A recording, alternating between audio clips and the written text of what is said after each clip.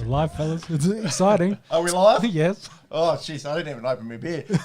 We have just been watching Manly and the Dolphins with a crazy back and forth, which has actually led to no points. But anyways, welcome to On The Esky, as we're keeping ourselves obviously entertained the first 5 minutes into the Thursday night footy. Lots of talking points tonight on the Esky. A month into both the AFL and the NRL. 6 again, set restarts. That's the talking points in the NRL. Penrith probably going to win the comp.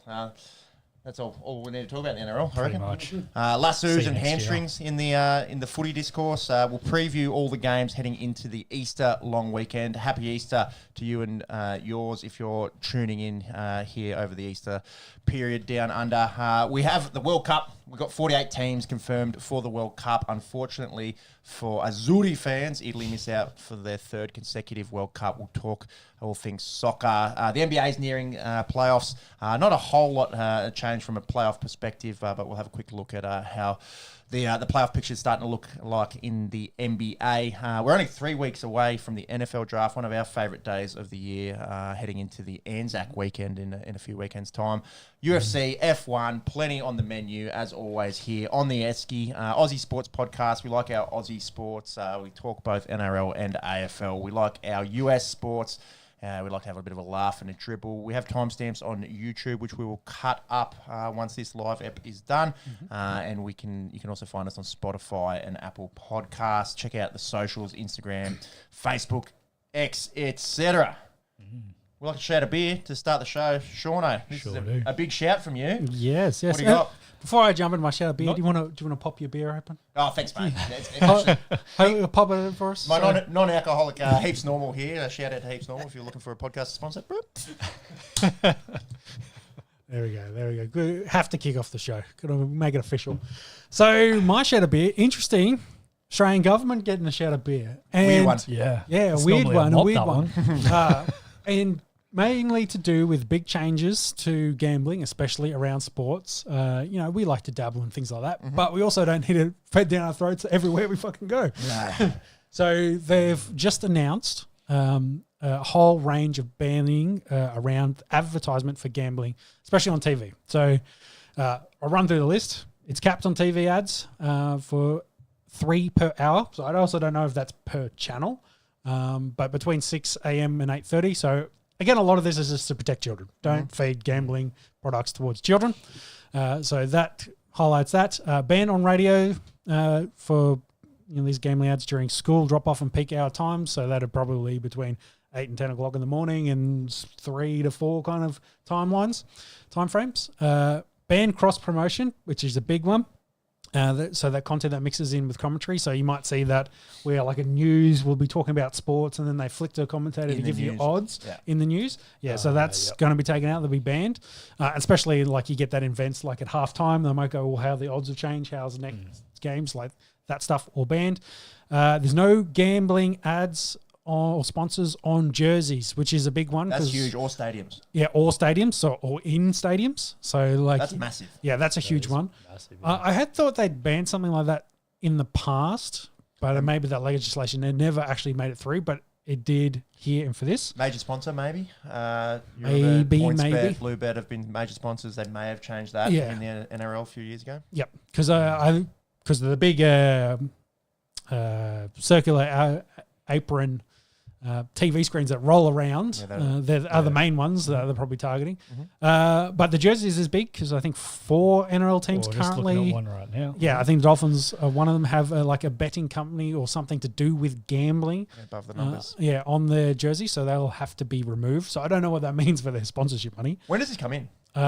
Great question. I know it's been officially put. I don't know if they'll give them 6 months, 12 months kind of thing to allow it. I'll see if Jimmy can find an actual date. Sure. Nice, thank you for that. So that's probably the big impact for the NRL specifically. No online advertisement without 18% opt-in. So essentially you have to prove your age and log into the account to be able to be serviced gambling-related ads. And then, of course, blocking of illegal offshore gambling sites. That's basically to do with prediction markets. Polymarket's been blocked here for a long time, but Kelshi, I think is how you say it, has not. But I think it'll be caught up in this legislation now, so you wouldn't be able to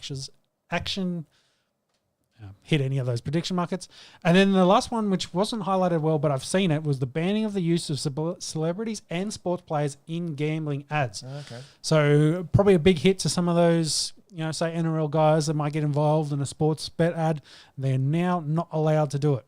They're retired players. It's all sports bet at the moment. Yeah, exactly. So that's a big hit for them. So I guess maybe the regular Joe, maybe on the Esky podcast, can you get a few gambling ads? No podcast bands looking up there. Yeah, we're not quite celebrities. This would impact someone probably of Rogan's ilk because he would be considered a big influencer or celebrity. Even just down here, some of our bigger podcasts down here, lots of gambling ads in them.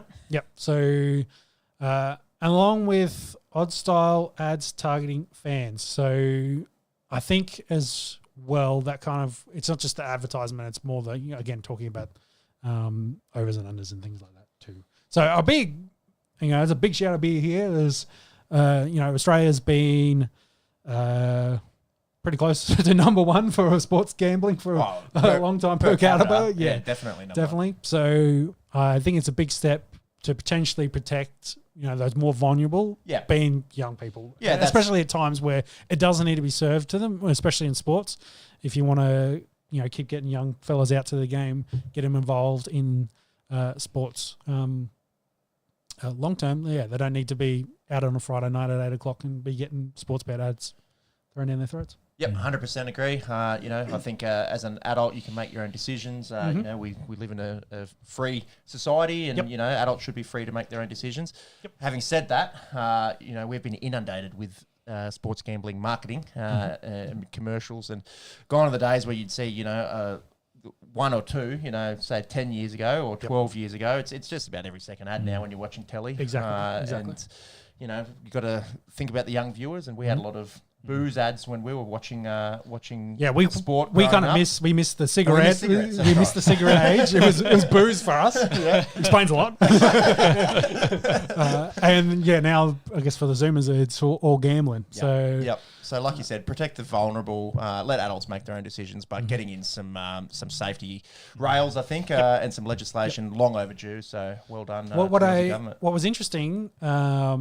Because it's around hours and times and thing. No mention of streaming services I could see. So I wonder if you're signing up for a streaming service, you kind of got to have an account. So maybe that credit card account. Yeah, you get captured in that no online advertisement without 18 plus opt in.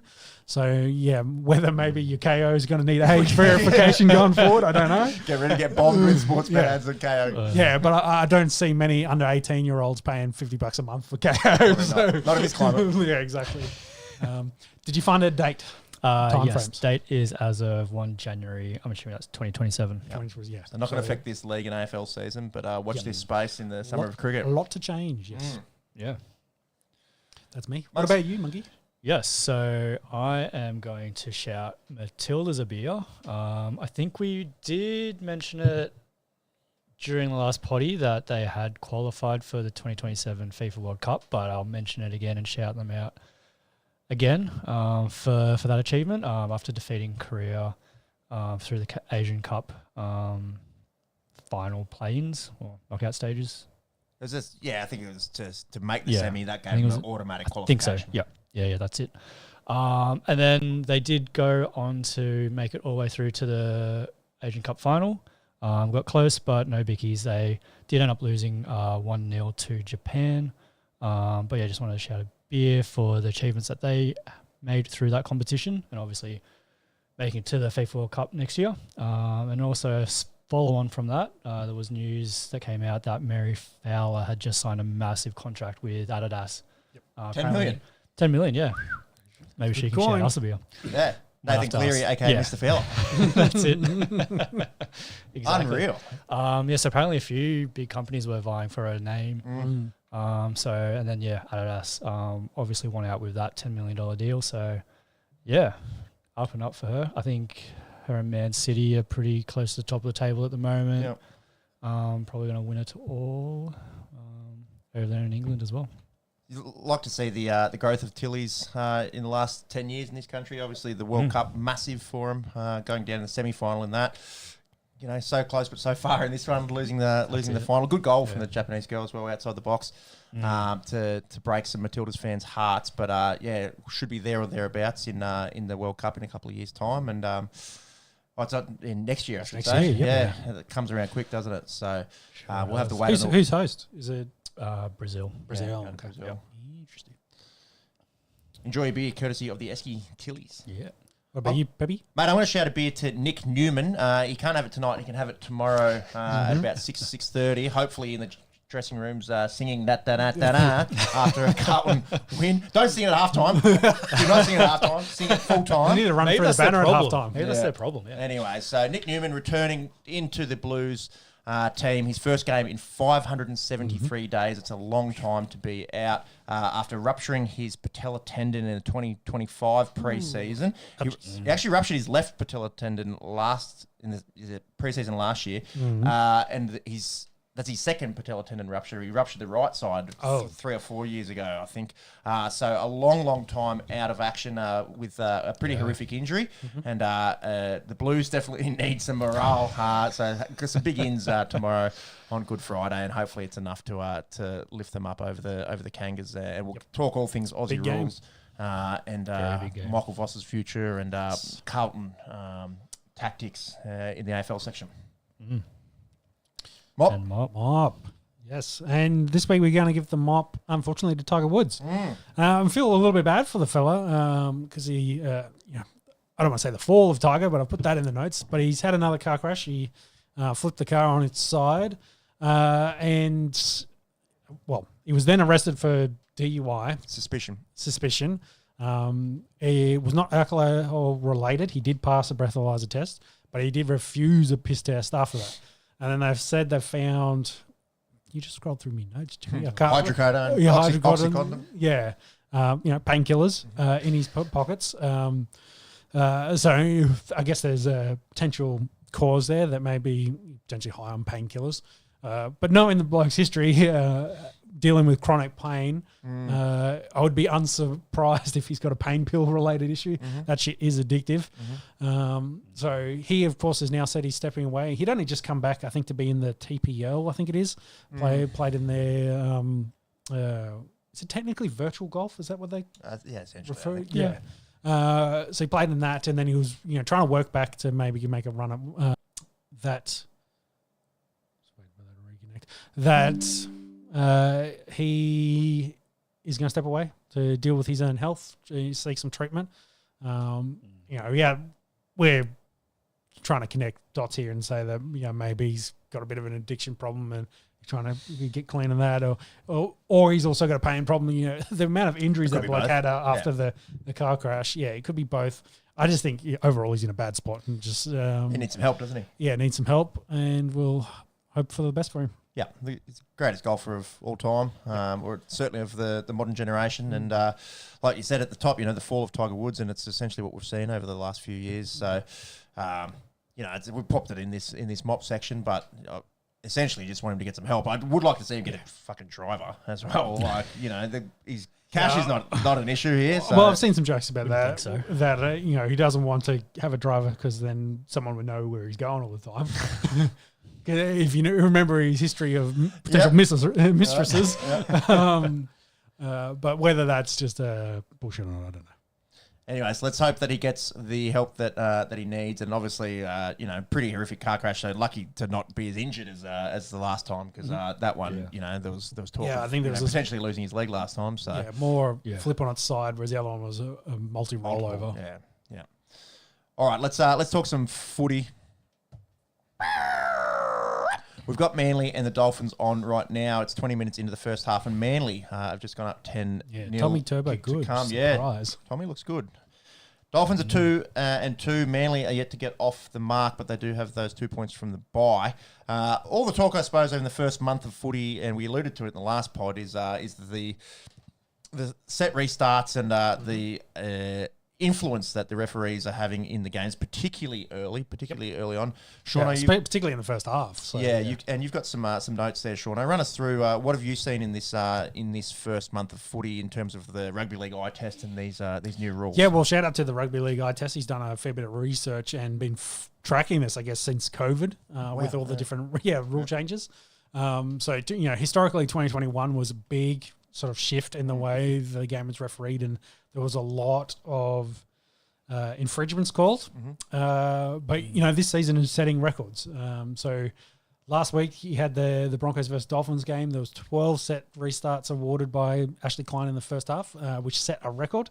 So a penalty or set restart was awarded every 10.4 play the balls. So pretty high. Yeah, and you go back to the previous high of 11, which happened in round 2, or you have to go all the way back to round 6 in 2020. In a half. Yeah, so in the first half. So, and just to finish off that note, there's been 24 games with more than 12 restarts after a full 80 minutes since round 3 in 2020. And that totals over 800 games. So, it's a big step up. And through some of that research has shown that there's about a 63% increase over last year. Is that over the whole game or just in the first half? Do you know? No, that's just in the amount being called per round. In total. So it's a total. That is huge, man. Yeah, so it's a significant bump. And then we're seeing, like we're saying, since it's a significant bump, a lot of that is happening in the first half. So they seem to call a lot. And then in the second half, they... let them play, and you might get the occasional one late in the game, which usually goes to the trailing team. So, which it kind of goes against that thinking of, more being blown in the first half than the second half goes against the game is faster, more fatigue. You would think in the second half when they're more fatigued that you'd be blowing more set restarts in the first half. So or the referees just trying to take control in the first half and get them on side. Exactly. Essentially. We've just seen a sin bin. For Morgan Knowles going to the bin. Escort, maybe. No idea.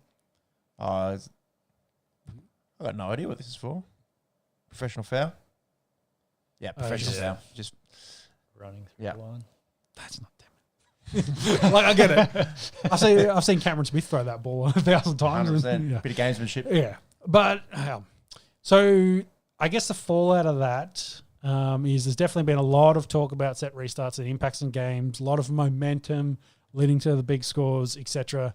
We've been trying to monitor it, and definitely more points is happening. Was interesting though that Liam Kennedy he's going to miss this round. He won't referee an NRL game after blowing 28 infringements in a game last week. So I guess they're at least looking at it that. It seems like a lot, but there is also, you took the piss and you're being penalised. I'm just reading some news here. The NRL did say that it was planned and part of games referee rotation policy.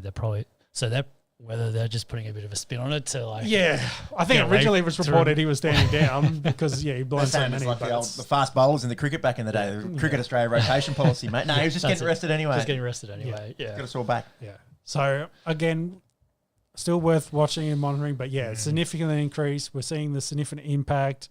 It's definitely in the first half. That's the impact. Like we're watching this Manly game now, and they've had all the possession in this first 20 minutes. Completely one-way traffic. Yeah, exactly. So, is it defining outcomes of games? I think you're probably getting pretty close to the conversation. Like, maybe it is. Maybe there's too much influence from the referee. Yeah, it's hard to argue against those numbers. That 60% is mind-boggling in a season, given that we've already seen a gradual increase over the last sort of 4 or 5 seasons. Anyway, that's oil price territory. Though. Just not quite. True. Maybe after the days of relief, mate. Address the nation. Yeah. I'm not sure about global after the Trumpy's speech today, but anyway, we're going to talk about that. Caveat on that 60% was after round 3. So we might not include round 4's numbers, but still I think there was a fair bit in round 4 regardless. Yep. It is a small sample size, but the start of the season has been a lot. Whether, again, they're doing their enforcement and then as the season progresses through the origin period, maybe they'll ease off on it. But it seems like the heavy possession is taking over. What did you say in the group chat this week? Changing the rules at the start of the season is an Australian pastime. Well, no, changing the rules mid-season is Australian pastime. So yeah, they love to tweak the rules in the NRL, and the AFL seems to be following suit. We'll talk about the same thing in the AFL in a second when we get to the lassos. I don't. And I guess I don't have it in the notes here, but the kind of final point in there, I don't want to say it's getting more like rugby, but you're seeing significant consecutive plays. So it is a little bit. And there's actually a sweet spot. The statistics, again, from Rugby League eye test is like from that 8 to 15 is usually where you score tries. So if you get 8 or 15, between 8 and 15 consecutive tackles, you score tries. If you get past that, it usually drops off. Error. Yeah, like you can keep going all the way to 30, but you don't score because by that point, I guess you're inside the 10 and the team is kind of line set. You're kind of set. So you have to score in that kind of period. It did also go to show that the teams with the lowest amount of tackles or play the balls to score is Penrith, Melbourne, and Brisbane. So those teams that you still need to be effective and exactly have the offense and can you're score. Not relying on just set restarts and penalties. Yeah. So. Again, all very interesting metrics and stuff to follow as we look at the Horsemen's fast-paced rugby league. A few notes on the Dolphins just before we get into the big story from Manly during the week. Jermaine Asako going to the Storm next week. Yep. Next week. Next season. Next year. Sorry, little Freudian slip there. Yeah, replacing Warbrick, he's going to the Warriors. That's right. And obviously in the preseason, lots of speculation about Zach Lomax and going to the Storm. Obviously that didn't eventuate per court instructions. Lomax actually named on the bench, I think, for the Force this weekend. So they'll pick up Asako, who's a great former top point scorer in the league. And is he leading the point scorer in the league this year? Might be close to it. Who's kicking for Penrith? I think would maybe be there. Tom Jenkins would have 40 points in tries. True. See if you can get that. Is it Nathan Cleary? Yeah, Cleary's at 52. Tanner Boyd 48. Sako's third. And Max Plath playing 9. So Kurt Donahue extended bench, and Jeremy Marshall-King should be back in for them. So there's a little bit of player stuff there for the Dolphins, who are a man down and 10 points down. Manly sacked their coach during the week. Sack your coach and win, hey? I was ready. It's early, but the Dolphins definitely aren't doing themselves any favours as Manly probably going to score. Probably about to score here. I was actually looking at a metric. It's probably lower in the NRL than what you would think. I think it was about 38%, 40%. I think in the week that they sacked their coach. I think in recent form as well, it's like of the last 5, it's been 3 losses and 2 wins maybe. Yeah, okay. I think that's 40% if my maths is any good. Yeah, there you go. So quick math. Strong suit of this. Real strong. Should be banned, to be honest. Yes. So Anthony Seibold gone. But I think of that, I think it was the last 3 had been losses and the 2 before that had been wins. So going back probably 4 or 5 years. That's 0% for the last 3 for those listening at home. Yes. There we go. So Kieran Foran installed as the interim. We're just saying pre-show. That bloke is younger than us here, some mid-30s here on the Esky. It's the quickest turnaround between playing your last game, first grade, into coaching. The bloke whose record he broke, Ricky Stewart, thanks to Random Stats Guy. So about 2 years, I think, for Ricky Stewart from last game played into first game coaching. Kieran Foran obviously playing at the back end of last year. It's only 200 and something days since he played NRL. And is there a caveat because it's only interim, or was he's still the coach? Coach, yeah, I don't think there's any caveat. I don't think there's any caveats in that stat per se. But Foz obviously inherits a pretty challenging scenario here at Manly because a lot of people had maybe having a bit of a down start to the year. I don't think anyone really thought they were going to be as bad as what they had been in the first 3 rounds. But maybe Seibold lost the playing group a little bit. There was some mixed messages. Tommy Turbo was saying, we're just going to back the board here and yada yada. And I think Jamal Fogarty had some pretty different things to say in the presser when asked about Siebes. To be fair, Siebes' record he was sitting just below 500 over the last few years, but just the one trip to the finals in 2024, they come 12th in 23, 10th last year, and a pretty ordinary start to this year. Yet to get off the mark. My feeling was it was a bit early in the season. Well, I think that was after round 3, definitely thinking that it was a bit early, but I think they were also thinking rip the Band-Aid off now Sure. before the season's gone. Like Try and save the season. Yeah, exactly. Let's hopefully do something. Maybe it's the G-up kick in the bum that the Manly guys needed and win in the next couple of games and get into the season versus potentially, lose another 1 or 2 and you're doing it at Origin. You're doing what the Dragons are doing. The season's already gone. Yeah, right on the bottom. Yeah, I don't know if there's heaps of pressure on Shane Flanagan, but we'll get to the Dragons in just a second. Kind of different in the lists, Manly on paper. Well, I guess if you come in at the start of the season and say this season's a wash anyway. That's right. So you said the expectation. No expectations, no disappointment. That's it. So, the board obviously not happy with Seabold and, historically he hasn't had a great run of things as a coach. Took over a good Rabbits team and, it was a team probably already built for him and didn't take that too much further after that and then went to, a good Brisbane system that had everything and turned that into nothing and then got the job at Manly. I mean, that's it. Like, you look at Manly, like, I know we always say on paper, but on paper they're a great team. Yeah. They've got really good players. I think their pack is probably not great on paper. But they expect outside. Their outside backs are good on paper. Their half pairing is reasonable, I would say, for the NRL. And to make finals only once out of those 3 years, like, less about him getting the cut in round 3, more so about him getting the cut. Like, the writing was probably on the wall. Yeah, there was some pressure. It still surprised me when the news come through.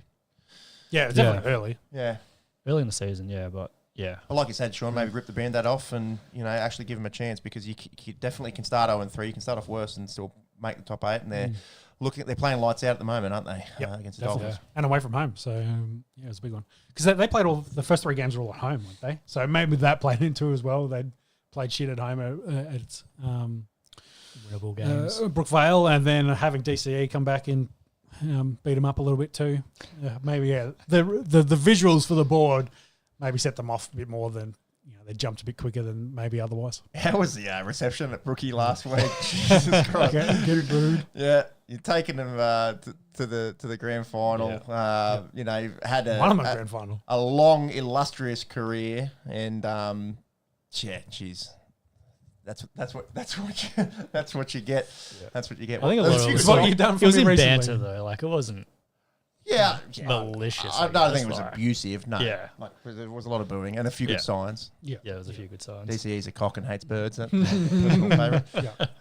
But yeah, look, he had the last laugh, didn't he, last weekend? And I do wonder if some of that was a little bit of reactionary kind of stuff to, a bit of an embarrassing performance last Thursday night. Pretty interesting that Kieran Foran, they found out about the news while he was on he was doing Fox work. So, yeah. He said he could go a bit shocked. It was like, oh. Well, he said a week ago on Matty Johns that he had no aspirations to be wasn't coaching. rushing into it. It's just been an assistant, just around the boys. And, Anyways, now they're coach. So far, so good for Manly. We'll watch as this game unfolds and give a recap briefly at the end of the game. Let's get into the proper previews. So, Good Friday games kick off 4 o'clock tomorrow. South take on the Bulldogs. Both teams are 2-1. South's coming off a bye. Bulldogs shock loss to Newcastle last week. Geez, round of upset last week. There was a few boys in my tipping comp used their jokers, and it was a bad week to use the jokers because there was upsets galore.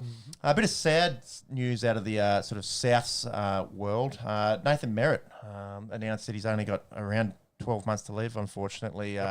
Battling terminal esophageal and liver cancer. South legend, terminal. 237 NRL games, 154 tries.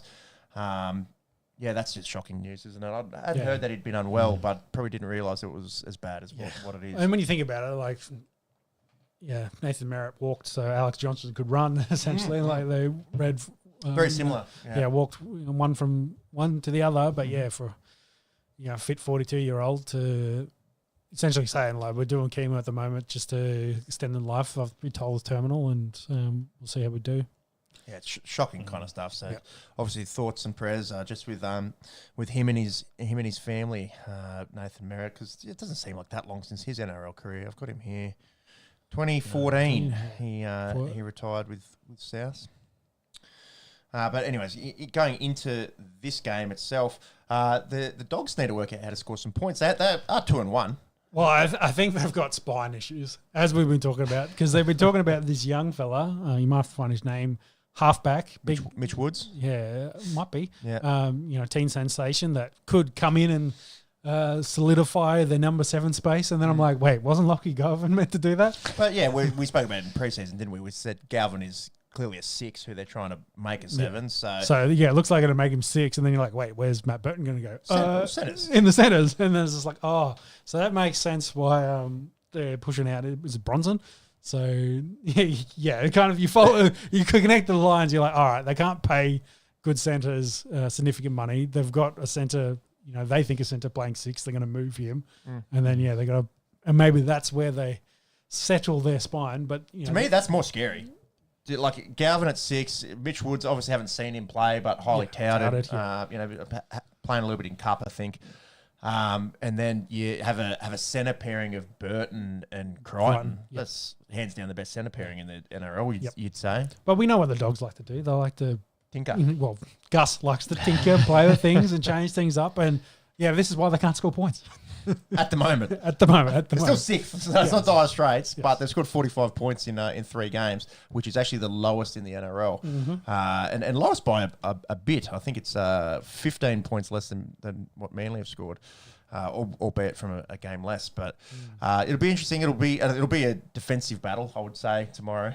Given the Bulldogs are winning games off the back of their defence. And I think for me, all eyes on Jacob Preston. I think in the first 3 rounds, he's done everything that I would expect a New South Wales edge back rower to do. So it has to be there or thereabouts, I think, when they pick the Origin team in end of May. Yep.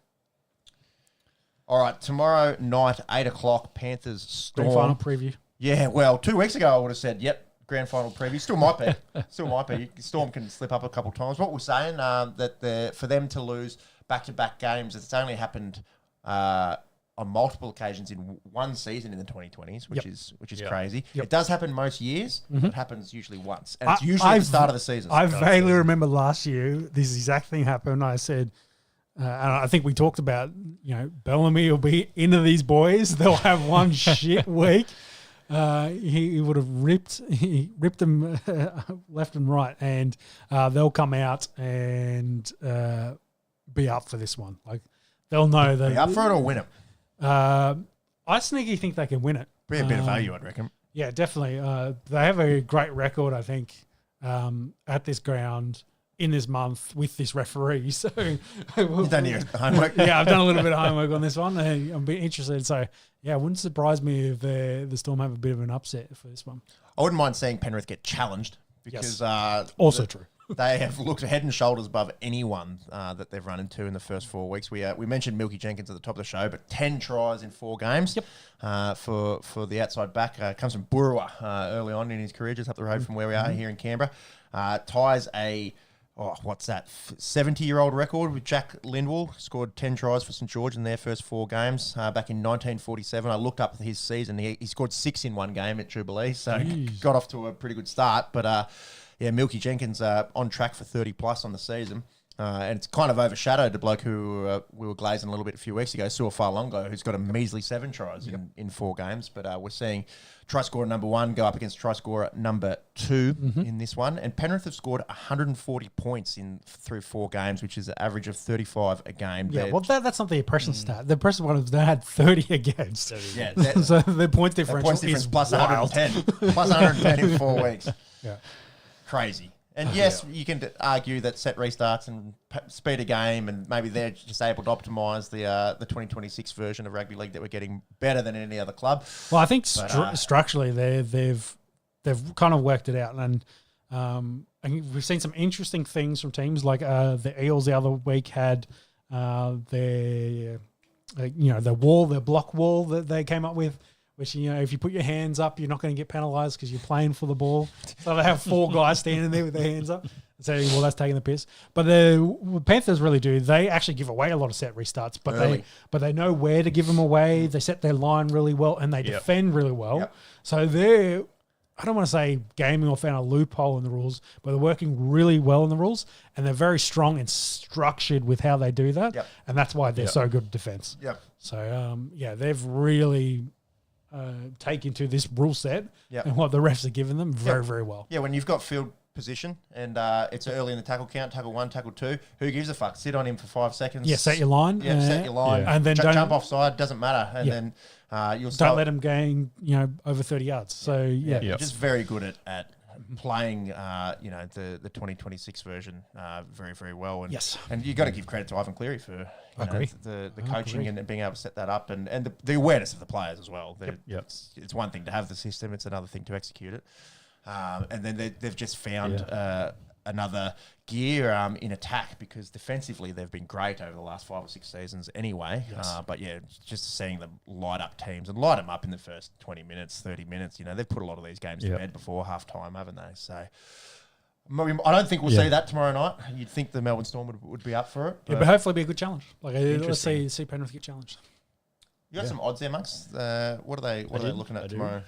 So Penrith are favourites, $1.40. Short. Very short. Yeah. Storm $2.94 for that one. No, Tui Kamitha. Bit of a shocking story given what happened to Eli Katoa at the back end of last year, but suffered a stroke, unrelated to footy. Was he at training when he suffered it? Yeah, I think it might have been training, but I'll just... It wasn't caused by anything at training. Yeah, well, I'm just piggybacking off NRL Physio's post. He said that he'd been assessed and they said that it was likely an underlying medical condition and not head trauma related. Yeah. I think he ended up having a blood clot, just move around and... Fucking scary. Yeah, got stuck. And I believe he's had surgery to have it removed and been discharged. Yep, discharged from hospital and in doing a little bit of specialised neurological rehab. Yeah, but that shit can really happen to anyone. It reminds me of Teddy... It's not Brewski. Played for the Patriots. Teddy Bruschi, he was an inside linebacker. Did he have one? He had a stroke in the playoffs and then played the following week. So NFL was wild, but yes. Or 2003 was wild. Whenever that shit was happening. But, again, a guy in his playing career that's, you'd think, fit, healthy, just, for whatever reason, just had a blood clot. They got caught somewhere and, he suffered a mild stroke. But in both cases, hopefully no underlying, neurological effects going forward. Yeah, and it'll be really hard to put timelines on this. A lot of people are saying he should just sit out the year, but it's all going to depend on how serious it was and how much ischemia and tissue death around where that clot happened. If they caught it nice and early and were able to see to him, there is a world where he's back and he's still in the first half of the season, but it'll be a lot of watch this space and pretty horrific for it to happen at the Storm as well, given what happened with Eli Katoa at the back end of last year. Yep. But thinking of him and his recovery and hoping for a closer game of rugby league football featuring the Panthers tomorrow night on the second game on Good Friday. Yeah, I agree. All right, game of the round. The Dragons 0-4. Take on the Cowboys. It's an important round, that's for sure. 2, yes.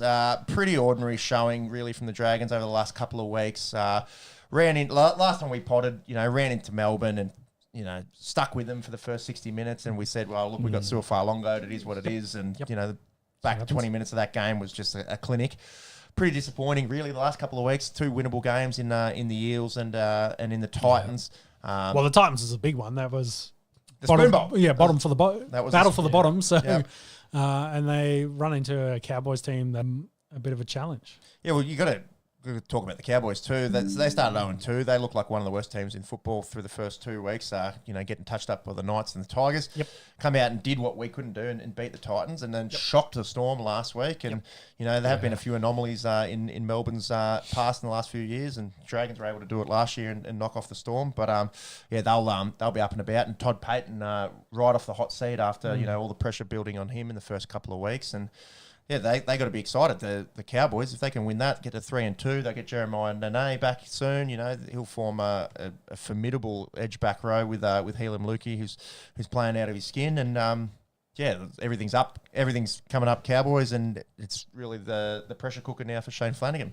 Yeah. You reckon? Probably hottest seat now in football that Siege is gone. Well, you think so? He hasn't won a game yet, and what they got? Who they got? They got Cowboys. Who they got after that? Manly, yeah. Which 40 minutes ago I felt a lot better about. Yeah, they're currently up 28-0. But the team's floating around the bottom of the ladder currently. So you'd think, hey, if they're 0-6, they're in real trouble because then they go South and they go Roosters and they get the bye after Anzac. Yep. Day, but the Anzac Day record in recent memory is not too good, and South we probably need to see a little bit more sample size, but South look pretty good. So if they start 0-6, they likely start 0-8. I don't know many head coaches have survived an 0-6 start, so put it that way. I think it's going to be tough, but I also think the teams we might as well talk about Kyle Flanagan. He's going to he'll miss this one. Had that bad concussion, head clash from friendly fire. Was supposedly unconscious for about 5 minutes. I was watching this live. It was pretty scary. They had the spinal board out and soft collar and all the rest of it. And then he was able to move his arms on the ground, which is always a good sign. But you have to wait for the scans to come through till you're really sure. I didn't love that Fox kept going to his old man because. That was kind of hard to say. It's like, yes, he's a coach, but also this is a father, and maybe they could have been a little bit classier with the cameras. I felt, regardless, he's okay. It'll be a minimum 11 days for the minimum, but you'd think maybe 2 or 3 weeks. Maybe need a little bit to make sure there's no other symptoms or no other issues going forward. Well, it's a bad time for that to happen to Cole Flanagan, actually, because like King Konga comes in and actually looked pretty good in periods last year, and we've got this little 7, Cade Reid, who's looked really good in the preseason, has played okay in the cup, and there's a few calls to start blooding these young guys. And I think that's interesting in the team makeup because they did sign Philip Sammy during the week for next year, and I think they moved on because Cobbo actually turned them down. He was offered like a 4.3 mil deal, I think, over 4 years, so like a big deal, but he turned them down to stay at the Dolphins. For a little bit less money. But I saw the joke going around, now with Guffo, Cook, Vale and Sammy, they can win the 2019 NRL Premiership. Yeah, a few Origin level players back pre-COVID. Exactly. So it's just like they are a slightly, veteran name talent that's, not to say on the back end of their careers, but they're not in their glory days. Definitely not, far from it. And Cookie, to his credit, has actually been quite good. I think they're all been good and serviceable, but Gutho and Val making some errors, and some really costly, especially defending. Yep, defensive and just coughing up the ball, and you think back to the Para game, and that ball to Val wasn't bad. He drops it. Fox picks it up, goes the other way, and scores. Things don't come down to one error, but when you're seeing them week in and week out, and it seems to be. The veteran guys who, maybe they're not as fast as they used to be. That can be something that they can be as good, safe footballers and, defend well and be good under the high ball, yada, yada. It's all the stuff that Gutho and Val aren't doing well at the moment that you'd expect out of your veteran players. So I can say, that's why I can see the reasoning for if we got some young talent around, maybe we can give them a go. So, anyways, I don't think games are really won and lost from wingers, so I don't hate the signing. He threw an intercept at I can't remember if it was Val's side. We threw an intercept to him, I think, and he ran the other way last weekend. But plenty of opportunities to win both those Eels and Titans games. They haven't been. I think you start having more of this conversation in a couple of weeks, whether that happens or not. That's right. If you're on 6, it was like, we're going to do some changes here. If they can beat the Cowboys and beat Manly, they're 2-4. Shane Flanagan's safe for the time being, and you start looking towards Anzac Day, and the pressure cooker sort of relaxes a little bit. But, like we said, there's a good chance they're 0-6, and if they're 0-6, they're probably 0-8, and then maybe heads are rolling. And definitely a big...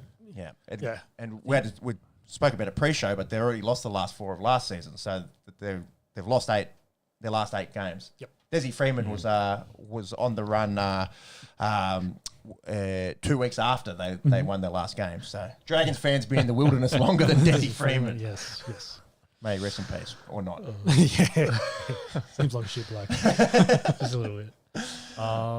Back on Shane Flanagan, though, I think contractually he's probably safe. Because if they cut him loose, they're going to have to pay out a fair bit of money. So and I agree. I don't think the pressure is as high as potentially what the results would suggest. Well, what former player do they have being assistant at the moment that can roll straight into being interim? There'd probably be a few, but they did have someone. Wasn't Dean Young there? They were at one point. I think Dean Young's been sort of linked to maybe getting a head coaching gig elsewhere. But I don't know. He was a Dragons player through and through, so I don't know if he's got his eyes set on that job if they were to part ways. What's the fullback? Michael Ennis. Michael Ennis. He was signed towards the end of last. I guess after the season. Yeah, well, he was at Manly last year, wasn't he? So Yeah, it's hard to tell because he's got so many media commitments as well. You'd have to sort of cut all those Fox ties, I would think. Well, probably doing what Foreign's doing, I assume. Well, that's true. Yeah. Foz was a Fox correspondent a week ago. So things move pretty quick, don't they? Yep. Anyway. Confidence tomorrow? I wouldn't say confidence, but I think we can win. Yeah, 50-50. What are the odds? Probably not quite 50-50. I don't have something for this. just waste 3 more seconds. How about you make the sound that you were going to do? What was the sound I was going to do? Oh, yeah, that's right. A few moments later. Oh, okay. He had to press the few moments later button for the fact he had to find the few moments later button. I can't do it for myself. It's probably hard to do two at the same time. My play here would have been amongst just to say a few moments later whilst I was using my hands. Anyways, we've got the odds there. No, I think so. This is for this week, St. George are the underdogs, $2.16. Cowboys $1.70. Cowboys slight favourites at Jubilee on Saturday afternoon. Titans play Broncos Saturday night. Titans 1-3, getting that aforementioned first win last week against the Dragons. Broncos 2-2, sort of steadied the ship after starting 0-2. However, they'll be without Grant Anderson. Suffered a pretty ordinary injury, rupturing his MCL and fracturing his tibial plateau. So the top part of your shin bone, sort of. Ouchie. Yeah, is the insertion point for the MCL and the ACL. And Payne Haas... is he back? Yeah, so named, but I was seeing stuff today that he might be out. But it's Saturday, so it might be a game day decision. He's dealing. I think they were going to give him another week. Yeah, see if there's anything that's dropped in the last couple of hours, Monks. But dealing with some AC pain, and I don't know if you risk it, I suppose, this early in the year. Yeah, because I thought he wasn't going to play, and then all the news, the Brisbane news I'd seen was about Foz in the media talking about he's not super happy with his utility role. You know, wants to lock down a position. That is Ben Hunt that I'm talking about. So he wants to, being pretty candid is like, I've played everywhere. I'd like to just have a position and know that's where I'm going to play. But he's so handy as a utility. I know, and they've got Ezra and Reynolds there. So yeah. Anything's dropped in the last little bit there? I was seeing chatter online as well to sort of for Payne. Yeah, all the sites that I'm on at the moment still have him named. I reckon that'll be a game day decision. There'll be some Supercoach and fantasy people that will want to know, what's going on with perennially the best middle forward in rugby league. Yeah, no, just per NRL from 2 hours ago, he's still pushing to return this week. So, do you reckon the Broncos are good despite the shaky start in the first 2 weeks? Yeah, agreed. Still good. I think they've got the talent profile. They just got to put it all together. Yeah, they did. They didn't sack, but they sitting that the winger. I've forgotten his name. That has had a good start because he had I think he went out partying after their last win. Oh, okay. And the vets have sat him down. Was it Joseph something? Carapani. Yeah. I didn't say that, but their outside backs are so good. They had Shibasaki on the extended bench playing Origin last year. Yeah. So, from a team makeup perspective, it probably doesn't cost them a whole lot. I don't think they're lacking talent overall. So they play. I think they should do well against the Titans. They play Cowboys next Friday night as well. You'd think they probably get over the Titans. They could be 4-2 before we know it. Yep. Sharks and Warriors. This is not a bad little matchup. The early game on Sunday at Shark Park. The Warriors, after starting red hot, we spoke about how good the Panthers were playing and attacking footy. The Warriors not far off it in terms of scoring points. Luke Metcalf comes back. They actually lose to the Tigers, but shout out to the Tigers. They've actually been pretty good. Was that their first road game? No. I think the Warriors. The Warriors. That was at home for the Warriors. Oh, that was home. Yeah. Okay. They've played all their games at home, I thought. Go Media, and Knights. They played Knights. Yeah, okay. Yeah, so they've played 3 out of 4 at home. Yep. The Warriors. Hence, starting 3-1. So Mitch Barnett, probably the big news out of this, broke his thumb, has had surgery and is going to miss between the 4 to 6 weeks. It's a bit unfortunate for him. Coming off the ACL. Yeah, yep. But the Sharkies look pretty good against the Raiders, and this will be a good contest. Yeah, Sharkies bounced back after getting Penrith the week before that. yeah, looked pretty good. Sunday afternoon, I was watching Aussie Rules footy, screaming at the TV. Sunday. We'll get to it. Sunday afternoon.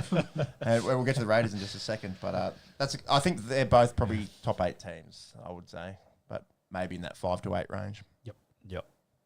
All right, Knights and Raiders, let's talk about it now. This is inverse of how I would have expected their records to have looked before the season started. We might have been unders on the Knights, we might have been overs on the Raiders. Maybe it's just early in the season, and who knows what's going to happen. But the Knights are 3-1, the Raiders are 1-3. And other than that 1 point win, which they pulled out of their arse in week 1 against Manly, the Raiders not far off being an 0-14. Yeah. Can you confirm for me, do the Knights have Ponga and Brown both out? And did they play last week? Brown is definitely out. They did not play last week. Yeah, I think they're both hurt for multiple weeks. Brown longer than Ponga, but they've both got extended layoffs. The Raiders are interesting because I think they're just playing a dumb brand of football at the moment, as in they give away a lot of penalties and set restarts doing dumb things, but they have more than enough X factor attacking power. Their big concern, I think, is actually their defensive work between their second row and halves. That's basically where Sharks, from 10 out, they just attack those gaps, and that's where they scored all their points. Whereas the Raiders were scoring long distance points, trying to actually create some flair. So I think they still got plenty of talent and flair there. They just got to defend like they were last year, and I think they'll right a fair bit of the ship. So not super worried about them at the moment. Just got to stop playing it in Canberra. They're 0-2 in Canberra. On the road for this one. Ponga and Brown's still a long way. So MCL and high-grade hamstring. Yeah. So they double Fletcher on the weekend. Fletcher Hunt at 1, Fletcher Sharp at 6, Sandon Smith at 7. So if the Raiders are going to beat Newcastle, this is a good time to do it. It is. Having said that, played out of their skin last week without Dill Brown and without Kalen Ponga, and won their 3rd game of the season. And their highest paid players. Impressing everyone, aren't they? Yeah. I reckon Newcastle win. I've tipped them. Oh, they tipped. Yeah. I reckon the momentum is a big thing, and they've got the confidence, the belief, doing good things under Justin Holbrook. And I think the Raiders may be under a little bit of pressure. We'll see. They definitely was interesting. They did play those 2 of the other games they lost in torrential rain. So yeah, that's right. It doesn't really help their style of football either. But the way they played against the Sharks was just dumb. So, that's exactly right. They've had lots of wet games, haven't they? Because that Manly game was pissing down as well. So, you got to weigh it up. Not exactly what I was going for, but you got to weigh the things, the scales. The scales of justice. Yes. Yeah. Scales of 6 and 7. Jeez, that's ordinary chat. Let's get into Monday. Eels 2-2, Tigers 2-1. The West Tigers have finished the first month of footy 3rd on the ladder. Yeah. It's early, but we all had them on the up, didn't we, in our preseason Is Luai playing? Yes. So Luai is out, MCL. Dewey come back. Okay. So remember Dewey. They both got hurt in that last Well, game. they thought it was a high-grade hammy for Dewey initially, and then they come back, clear scans, he was back the next week. Yep. So that is very unusual to see someone clutch particularly high at their hamstring and leave the field, and then it's essentially just been a cramp or awareness or something that hasn't shown up on the scans. And I scanned it. There's no hammy there. He's all good. he's had a pretty good history with ACLs, and I don't know if he's had hamstring grafts or whatever. But that was an unusual one because it's oftentimes when someone pulls up and they're reaching at the top of their ass, it's usually 6 weeks. It's very rare that you just have a twinge or something there, or maybe he wasn't at full pace, bit of twinge and a bit of tightness, and he felt it and stopped before it became anything worse. But you very rarely, like you say, see something like that and it not be a bit more significant. So they're going with Jock Madden at 6, and Jock's back. Yeah, against Parramatta. I think they'll win this. I think so too. Yeah, Eels at home, but Eels will be, and they've been decimated. Yeah. They had the Jermaine Hopgood one from a ACL for that. questionable Dragons tackle, which questionable, which saw a sin bin, which at the time I didn't think was a sin bin. Effect, watching it slow motion probably didn't look great. There certainly wasn't any intent, I don't think. I think we talked off potty the whole twisting motion and the spin around, essentially coming around the back of the legs. Yeah, the league's trying to get rid of it. Yep. So unusual ACL mechanism, by the way. typical for an MCL or a syndesmosis from that sort of mechanism. So I'm sure Jermaine Hopgood doesn't care what the mechanism was, but he's got a rehab for the whole year, and Ryan Cashman gets rubbed out for, I think he got 4 weeks for it. But then last week, I think they had Matt Dury do one. Do they have a sec? They've been smashed. They've been maybe the worst team from an injury perspective in the first month of footy. That's right. Semrani did a meniscus, so he won't miss the whole season. But Dury and Hopgood both did ACLs in the last 2 weeks, and Semrani a high grade knee. So since we've last potted, 3 serious knee injuries. Yep. Fun. Yeah, and Iongi syndesmosis as well. Yeah. Old Cindy. So bashed from an injury perspective, and yeah, they'll have to really dig deep on Easter Monday, and I think the Tigers are trending in the right direction. Yeah, agree. 100% agree. Mate, Willie Peters has got the PNG gig. So you've got the stats there. You want to? Yeah, well, if you don't know Willie Peters, head coach of Hull, they did just win the Super League last season. I think he's been there 4 years. I'll bring it up, yeah. But the important thing is he's got a 72% win rate in that time frame. Crazy. So he has... what's the answer there? 2023, 2026. Also been an assistant with Australia, but yeah, he's now going to take the P&G chief job as of next season. Well, I guess he signs on and he now starts to try and put the team together and compete with Perth for potential players. So we'll see what happens there. Anyone want to guess a height on Willie Peters? I remember him from Dragons days because he played a couple of seasons with the Dragons. Well, I've looked at the wiki. Can you? I've looked at the wiki as well. 5'5" for those playing at home. That's so impressive to be able to play in the NRL at that size and play 143 first grade games. That's not NRL, but inclusive of his time over in England, and obviously pretty handy coach too. Yes, yeah. Seems like he can coach, and they've announced him for PNG. They also, of course, announced the resort they're going to have. They picked where they're going to be, where they've picked, and they're going to build the facilities. So, it looks like it's all progressing pretty well for the PNG Chiefs. Right, leave it there because that is a nice little segue into the AFL, and it might even start with that third dot point there in the AFL with the new teams.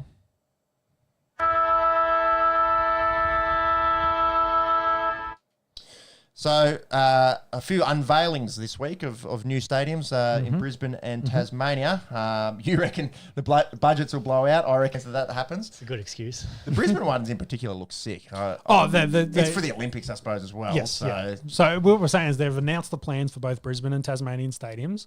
The Brisbane one's meant to be $3.6 billion, be ready for the Olympics in 2032. So...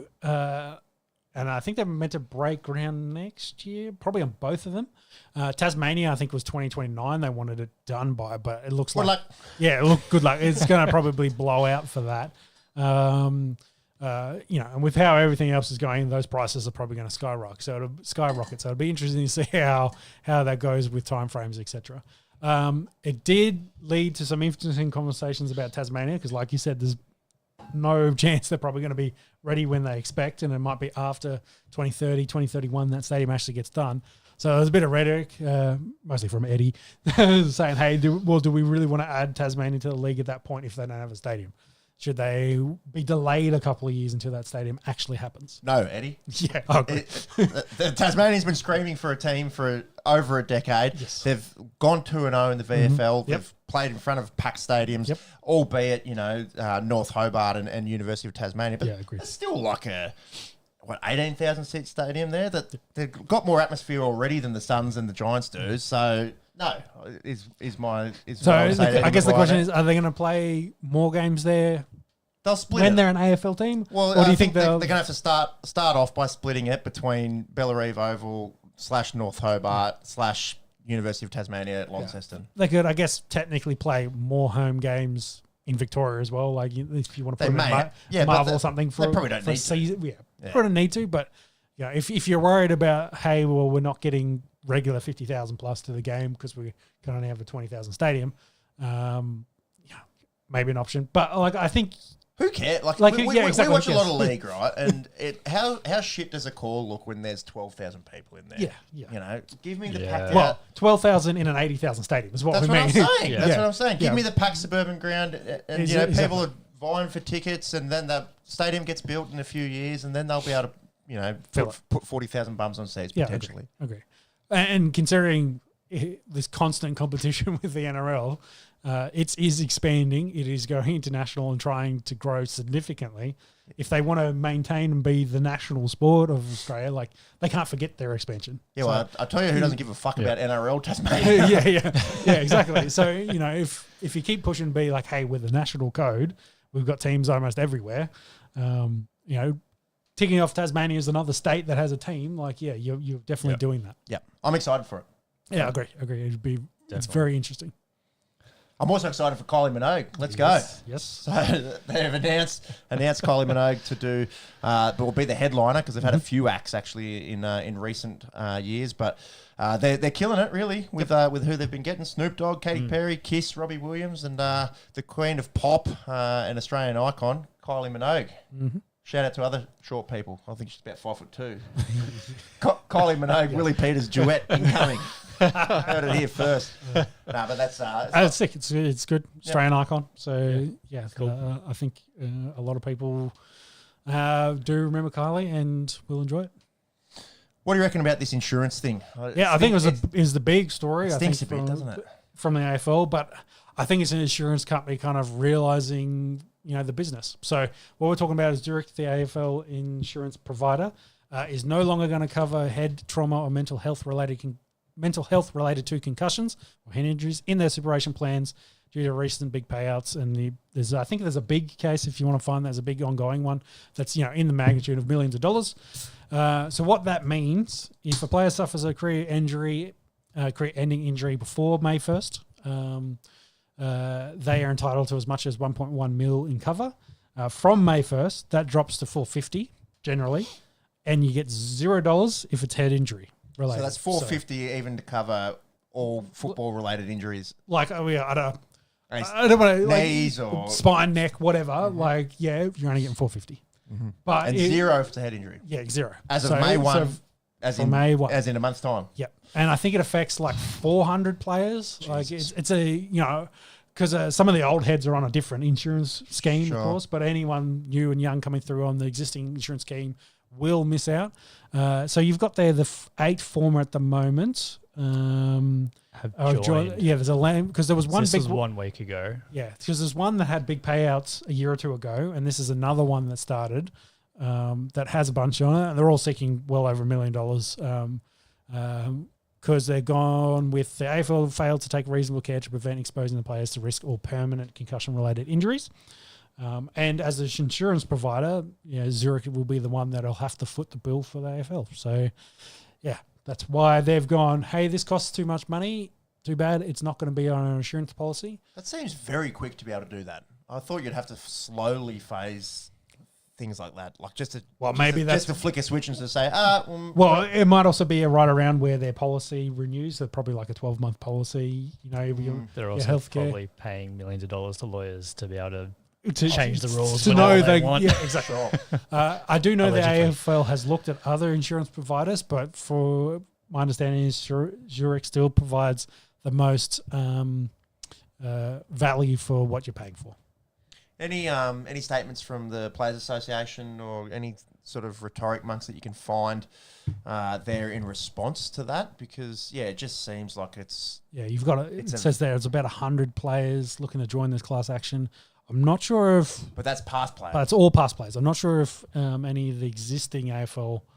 There's not much protection for the current lot of players. No, is my concern there. But it'd be interesting if they've made a statement saying like, "Hey, this is pretty shitty," or it's just like, "Hey, this is the environment we live in." Unfortunately, but it'd be interesting to see what happens because I haven't heard anything about the NRL, but I'm assuming something similar is going to be coming, not too distant future as well. Well, I hope they're saying no to then exorbitant, premiums and things that be getting if it's only $500,000 if you have a career-ending injury. That's like. A lot of guys are on 1.2. It's like 4 months' pay for a lot of guys at the moment. Do you know what I mean? Exactly. Like who's had a massive 10-year deal recently?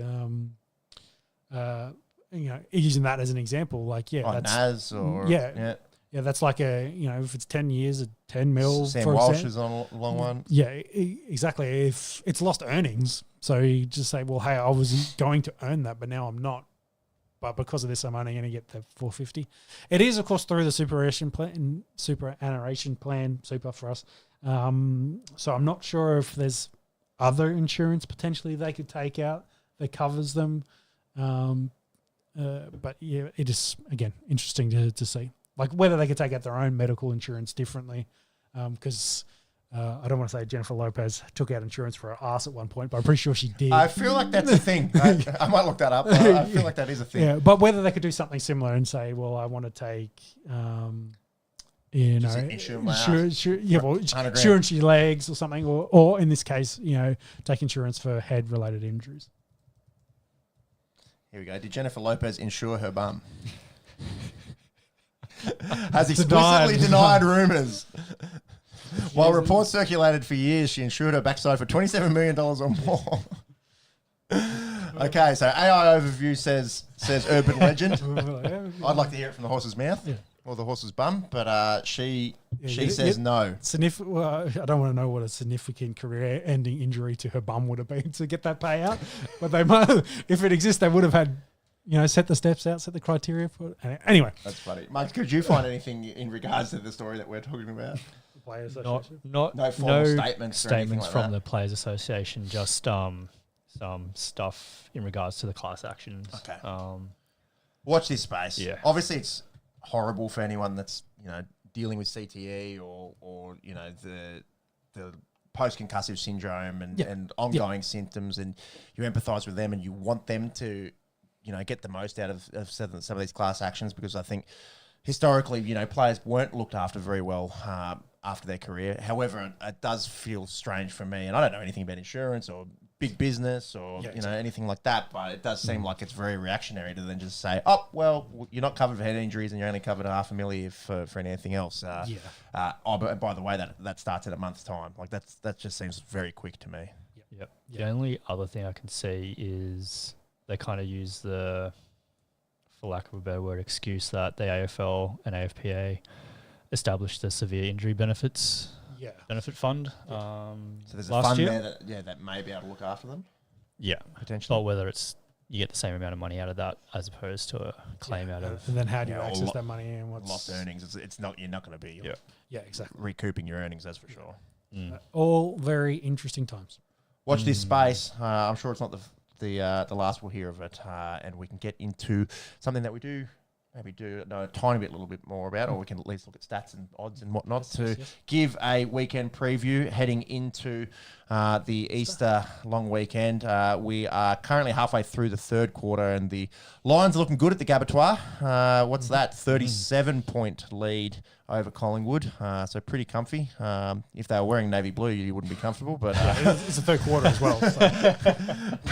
Brisbane do look pretty good. The storylines for the week, definitely some pressure building on the coaches of our teams down the end here, the Blues and the Bombers. We'll get to them in just a second. But yeah, let's have a look at this game that's currently on. The Lions 1-2 had their get-right game last week against St Kilda, and really only just got things moving in the fourth quarter. I think they kicked 6 in the fourth quarter to get their first win of the year, and comfortably up here at the Gabba. Whereas the Magpies are 2-1 without looking incredible, I must say. Collingwood, they did go into this without Darcy Moore, Hammy, and there's going to be that will be a bit of a theme for the preview tonight. And no Scott Pendlebury, who they rested with some what was named Achilles tightness. So it does push the week back that he would likely break the record. So it's all things going to plan. That'll be week 9 against the Cats, and that no doubt will be a sellout at the MCG. I think they play Sydney in Sydney the week after, so that they'll probably be doing everything they can to avoid it being that weekend. But yeah, no Pendles tonight.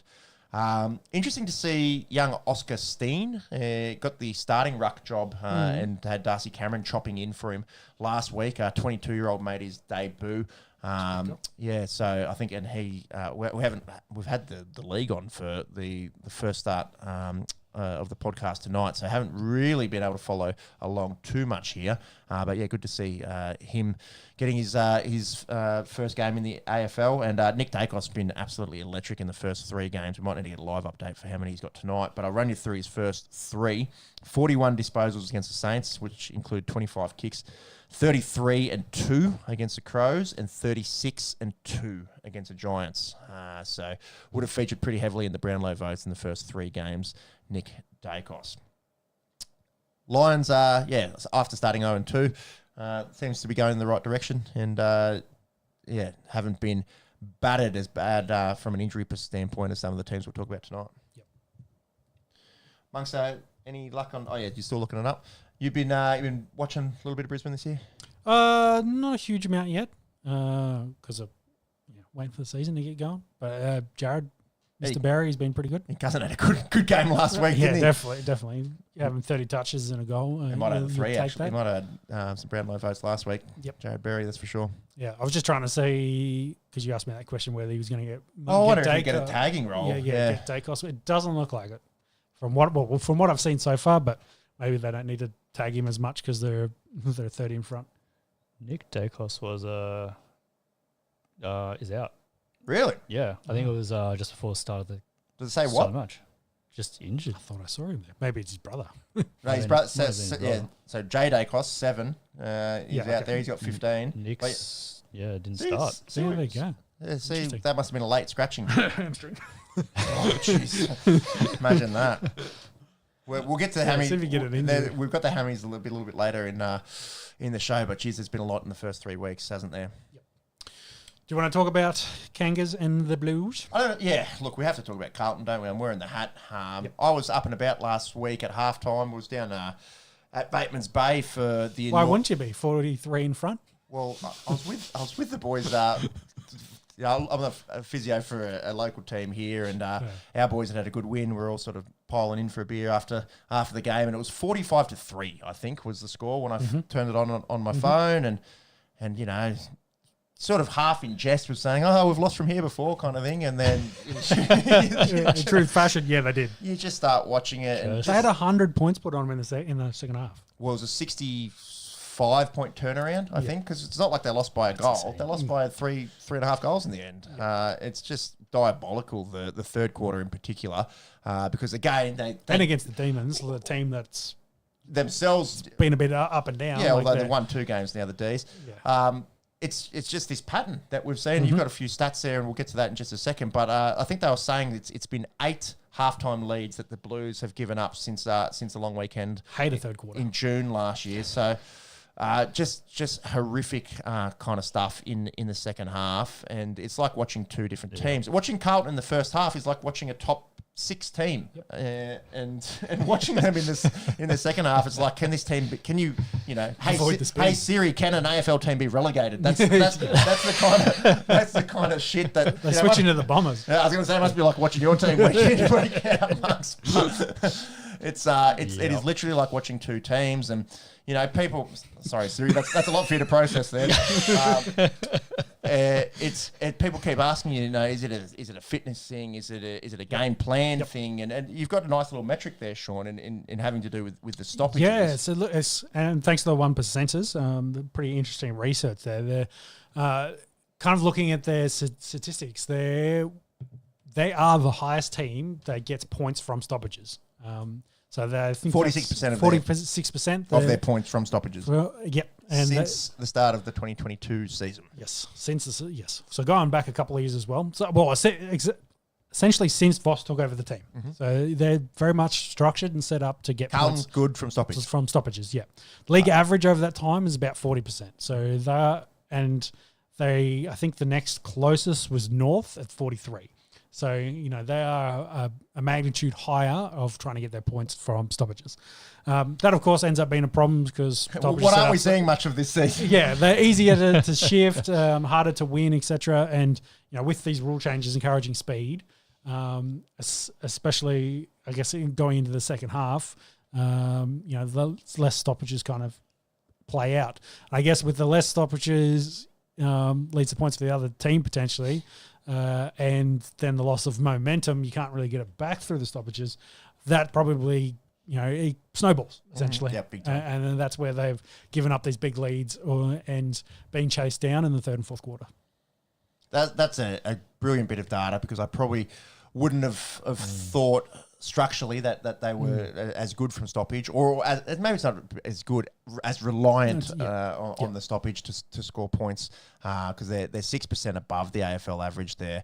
And yeah, it does mean with the faster game, with the lasso rule, and the game moving a lot quicker, which is obviously looking to be a cause for more soft tissue sort of stuff. But what happens when people are doing hammies in the third and fourth quarter? There's obviously a lot more fatigue, and Carlton are suffering the most, it seems, in the second half. Yep. And again, it just doesn't come down to this season, the lasso being a new thing this year, but the game has gotten a lot faster over the last few years. And they've definitely been the rule changes talked about in both codes. They've been trying to fatigue factor. Yeah, ball in play essentially I think is the metric. So it's just like the more time that is spent playing outside of the stoppages, etc., is what they're pushing. So that rule change has happened, and I guess this is why everyone's like, why does this happen at Carlton is because I guess it's ingrained in their culture, is the way they're coached and the way they play. So it'd be interesting to see whether a change of coach potentially changes that at all,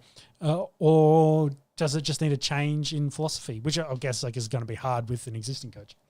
So it'd be interesting to see how they play going forward. I think we've seen, obviously halfway through last year and halfway through the year before, Voss out, rhetoric sort of grabbed, the Melbourne. Every time they start bad, mainstream media, can we hit him out? I think it's too early. Is my feelings. I think I gave you one. I was still pissed off about the game, but I think I gave you a one-word answer when you asked me Voss out on Sunday afternoon. Again, we are seeing a repetitive pattern, and I don't know how much of that is solely on Michael Voss. Historically, we've gone over this. Like, he is their best coach that's been there in the last 2 decades. Yep. So, and went to a prelim. I'm not sure you're going to find much better out there available to replace him either. Yep. So, it is a bit challenging in that. But like you said, it's probably a bit too early. But then do what Manly did and you just rip the Band-Aid off and see if that changes it at all. So. It'll be interesting, again, going up. I think this North game's important for that reason, because, again, it's a team probably flirting with the bottom of the ladder that is young and improving, but, it's a team you expected to do well against and probably should beat. Well, they still have favourites. Go figure tomorrow. I did like how Sam Walsh probably had the solution for this. They just need to run out through the banner twice. Get another one. So make it feel like it's the first half. And You reckon Vossi's in the change rooms at halftime? Got it's 0-0. It's 0-0. Classic sort of halftime. Well, whatever else he's been doing, it hasn't been working. Yeah, maybe it is a say. He hasn't said hit the showers, boys. Get on the bus. We're 40 down. It's not 0-0. We're 40 down. That's what he needs to be saying at halftime. Look, there'll be again the snowball of pressure and sack Voss rhetoric will get louder if they lose tomorrow, and if they give up a big lead, it's going to be loud. Like it's going to be really bad. Interesting, you got there. They did lose to the Kangas at the end of last year. Well, how's the turnaround though? Yeah. From round 6, which is Good Friday last year, they smashed North Melbourne. They beat them by 82 points. Mm-hmm. Up and about, lids off. Buy my grand final tickets, yada yada. And within the space of 3 months, they're losing to the same team. Albeit by 11 points, they were in it. But and the Kangaroos actually had a big lead in that game, so it wasn't Carlton bottling one. But that's a big turnaround, isn't it? In the space of 9 rounds last year. Look, I'm glad it's North Melbourne. I don't think you'd want to run into a top 4 team tomorrow. But it also means that if the expectation is that it's winnable, and it's particularly without Sherry, and we'll get to that in just a second. It does mean that the pressure might be even louder on Saturday if they do lose. Yeah, I agree. Do you want to talk about Sherry? Yeah, look, gone for 3 games after wiping blood on Andrew McGrath. Certainly not a good look. Apparently, was it just like a bump on the nose, or did he get a nick and was cut in the cheek? So there was some accusations from the Bombers about some milking for a free kick, and he was saying, Well, I got blood on it. Yeah, I'm you cut. hit me high, my nose is bleeding. Yeah. That probably would have been sufficient, and then just went one further to say, Well, like, he wiped his nose and I've been bleeding. in and the then it world was that we live in with AI and fake news and all the rest of it, Yeah, he he's said, just this like- is real blood. Would you like to have a taste? Yeah, it's just like, here you go. Yeah. Yeah. So Simba. probably, he Lion Kinged him. Rafiki met Simba. And that was probably the line. That was probably the line that got crossed. And there'd been precedents set in years past with anything to do with blood. You're going to be sitting on the sidelines for a little I bit. agree. Yeah. We've all got children and dealt with the boogers, and this just took it to a magnitude, blood's magnitude more. Like, you don't put your blood on someone else. It's a massive out for the Kangaroos. Yes, it is. Because, top 3 ruckman in the AFL goes. It's the club culture, and like their depth at ruck is probably not great. And for a team that's, trying to make Mark Pitnet into a week in, week out viable AFL ruckman, and to his credit, has done well since Tom de Koning departed. It's probably one where they would have looked at it and gone, oh, look, we've got a really big advantage here. And now that probably swings back to Carlton's. They just got to remember, just be down by 40 points at half time and they'll be sweet. What's the lead that you need to have to be comfortable? I think it's 70 points. Like, given it was 60, for Blues, yes. Yeah, well, it was 66 points was a turnaround. Yeah. Maybe it's 80. Maybe you can start singing the song at halftime if we're up 80. I think that's maybe where we're at as a Carlton fan. We shouted a beard. Nick Newman back after 15 months of no footy, so that's massive. And there's a couple of ins coming in. I think on paper, look, certainly a winnable game. And if we get to 2-2 after last week's shit show, then that's a reasonable first month of footy. Yep. Crows Dockers is the late game on Good Friday. This is a good one. So the Crows are really a sniff off being 3-0. Would certainly in it against the Dogs early on, and for the neutral viewer, probably robbed might be the best word against Geelong on last Thursday night. Good teams, though. They are, and they're under the pump with injuries. Is Jordan Dawson named? Teams should be out, Marks. Just have a look at their people that won't be in. Jordan Butts concussion. Mark Keane broke his leg, a few weeks ago. Callum Archie, high grade hammy, a week and a half ago. So they're pretty undermanned already. And the Dockers have looked very good, particularly from an attacking standpoint. They've hit 100 in each of their games, and we're only 10 points shy of Geelong in their first game. So Dockers are up and about. Going to be hard for Adelaide, but definitely a good matchup. Yeah, Crum at home, they'll be happy. Dawson named? Yep, Dawson's named. Can you get some odds on that? Because I feel like that might be very close. I think these are both top 8 teams, and potentially even higher. Yeah, I agree. Yeah. Teams close. that should be. Crows are favourites, $1.85. Fremantle's out at $2. Just about coin flip. And potential for Adelaide to start 1-3 after winning the minor premiership. There's a lot of similarities with the Raiders and the Crows, isn't there? We'll see. But 2-2. Still a very talented list, and it's a long season. Yeah. And a lot of those troops aren't out for the whole year either, so they're just missing they're just going to be on demand sort of through till mid-May, late May kind of thing. Tigers 0-3. They have a really good chance to beat the Power, I reckon, at the MCG Saturday afternoon. They are missing Tom Lynch and Toby Nankervis, which is hard. You two of your bigs. Tools. Can you guess the injury? Oh, yeah. Tools, hamstrings. Yeah. Yep, hamstrings. Fast game, lassos, hamstrings, etc. But the Power are also pretty banged up themselves. Connor Rozee, this was an interesting one from a physio nerd perspective. Distal hamstring rupture was certainly more of a knee mechanism, like a hyperextension, planted, non-contact type mechanism, grabbed at the back of the knee. And ruptured distal hamstring and had surgery, I think, essentially a day or two after that happened. Yeah, so that is, you're still probably looking at conservatively sort of 10 weeks, I would think, coming back from that. Should be right for the run into the finals if they're thereabouts, and if it's only coming back for 4 weeks, I don't know if you even bother. But anyways, it's a weird one. I think Kurt Tippett might have done it a few years ago. There's only a certain amount documented of distal hamstring, so Yep. behind the knee. Yeah. When you rupture your hamstring, it's normally off your bum, right? yeah, yeah. So there's plenty of guys that have had repairs there. I think Max Gore and Adam Trelaw come to mind in terms of proximal hamstring repair. But Rosé aside, Todd Marshall, Sam Powell-Pepper, Radical Air went down at training this week. They're banged up. I think this is a really good chance for the Tigers to ambush. Yeah. I don't know about this Tigers team. They're kind of... I don't think their bomber's bad. Yeah, but with Hardwick leaving and the roster kind of needed turnover, I think they're just in that pain spot at the moment. They kind of need to have that youth movement and weird weather with some of these guys out. Some guys get some opportunities. Maybe that's what they need. But yeah, I think they definitely. I don't want to say the back end of the dynasty, end of the dynasty. Well, the dynasty's over. Over. And then it's just like they've basically got reset.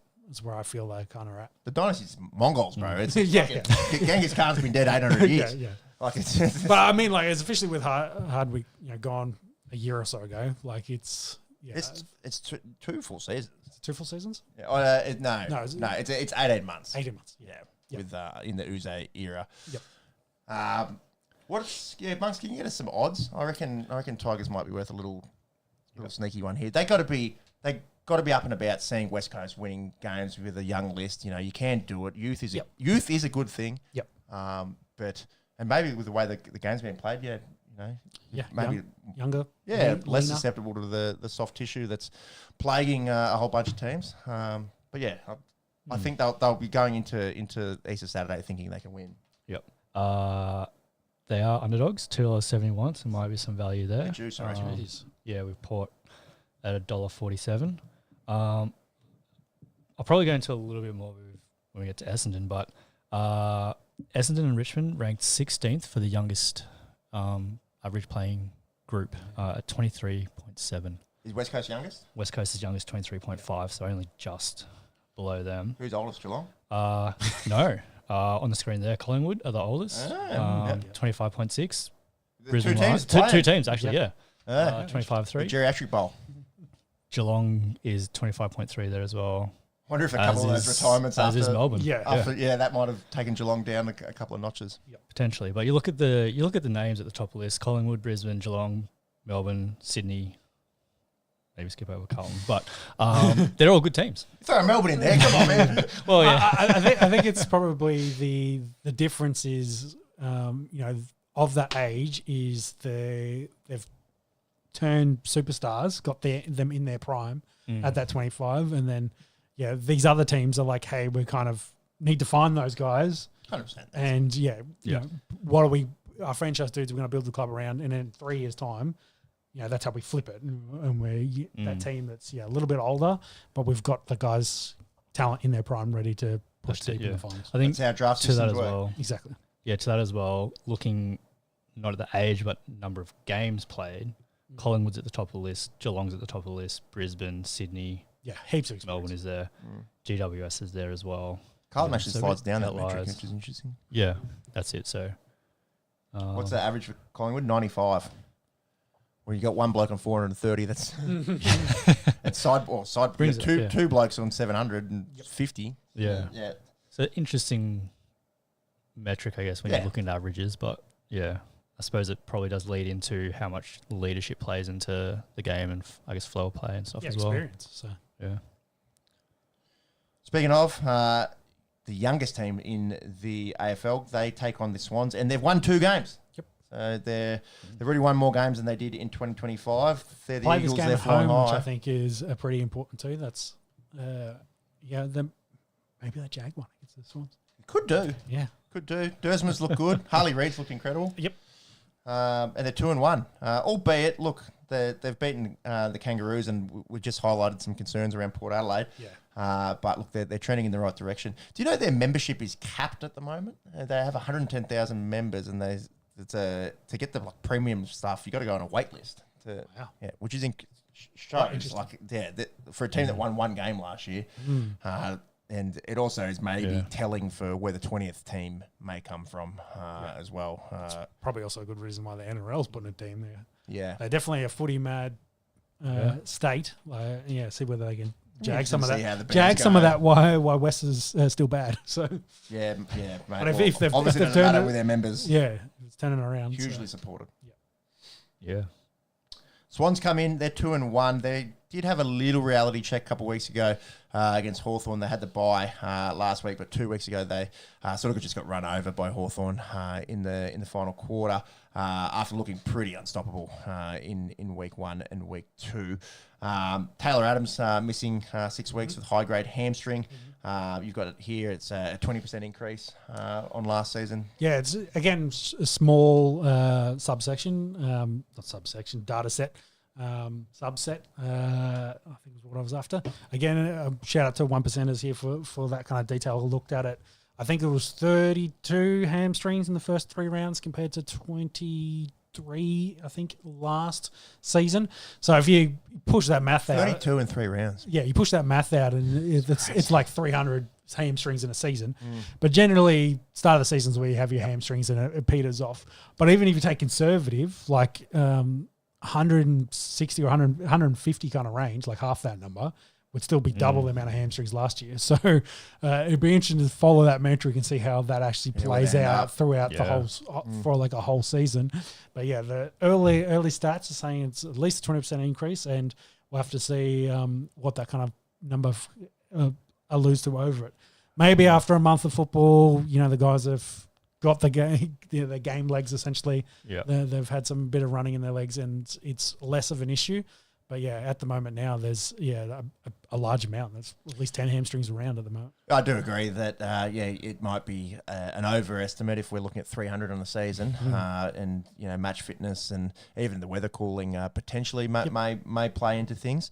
But yeah, it's certainly alarming how many soft tissue injuries we're seeing. And speaking of soft tissue, we asked why Ndakos isn't to be seen. We just saw him there at 3/4 time and trying to get around with his calf heavily strapped. So it looks like he's done a calf in the pre-game. Yeah, I think that was vision from the start of the game, from warm-ups. Like seems like he hasn't recovered from a cork from and couldn't last run. week. So that's mid-grade calf there, I would think. Yep. Unless he's done an Adam Dewey, and we're not really sure. But expect to see 4 weeks plus, I reckon, for Ndakos. Yep. Interesting to see what happens. Yeah. This game, I think this one's win. I think they'll be. I'm going to go with Eagles for upset. Ooh, I like it. Yeah. What do the bookies reckon? You get some value for that. You should be up over $3, I think. A little bit more than just $3. $4.60. There you go. Swans are at $1.20 though. How's Charlie doing, by the way? A little lackluster. He hasn't kicked a big bag just yet, and he did get kicked goalless 1 week as well. I've set this up perfectly. So my segue. So how's Ben King doing though? Well. Yeah, so the Coleman leader plays Sunday afternoon. He's got 16 in the Suns' first 3 games in what would have been the AFL's dream from a marketing perspective with Truck going back down to Melbourne to play against his old team. But shock. He's not playing because he's done his hammy, and he was in Brownlow form in his first few games. So playing well for him. Yeah, you'd think, and it's actually interesting. We're sort of thinking of this on the spot.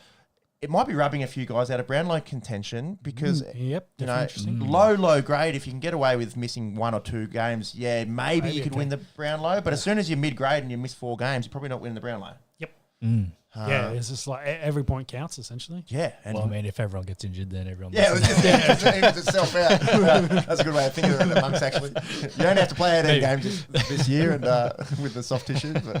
But it's not the Joe Embiid award, so they might need to bring in a minimum games played. But yeah, Ben King leads the Brownlow. Suns are 3-0. Suns a white hot. I wouldn't mind the odds here, Monks, for the Suns to win the flag. They're coming off the week off. Look, Demons will have wind in their sails after that massive comeback, and that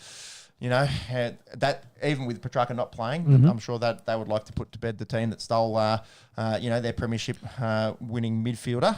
Well, the Suns are heavy favourite, so it's a very good it's a good ambush game, isn't it? Heavy favourite to win the comp, so it's a very good litmus test for them as well to see where they actually currently sitting. So what do we got? $6 was it?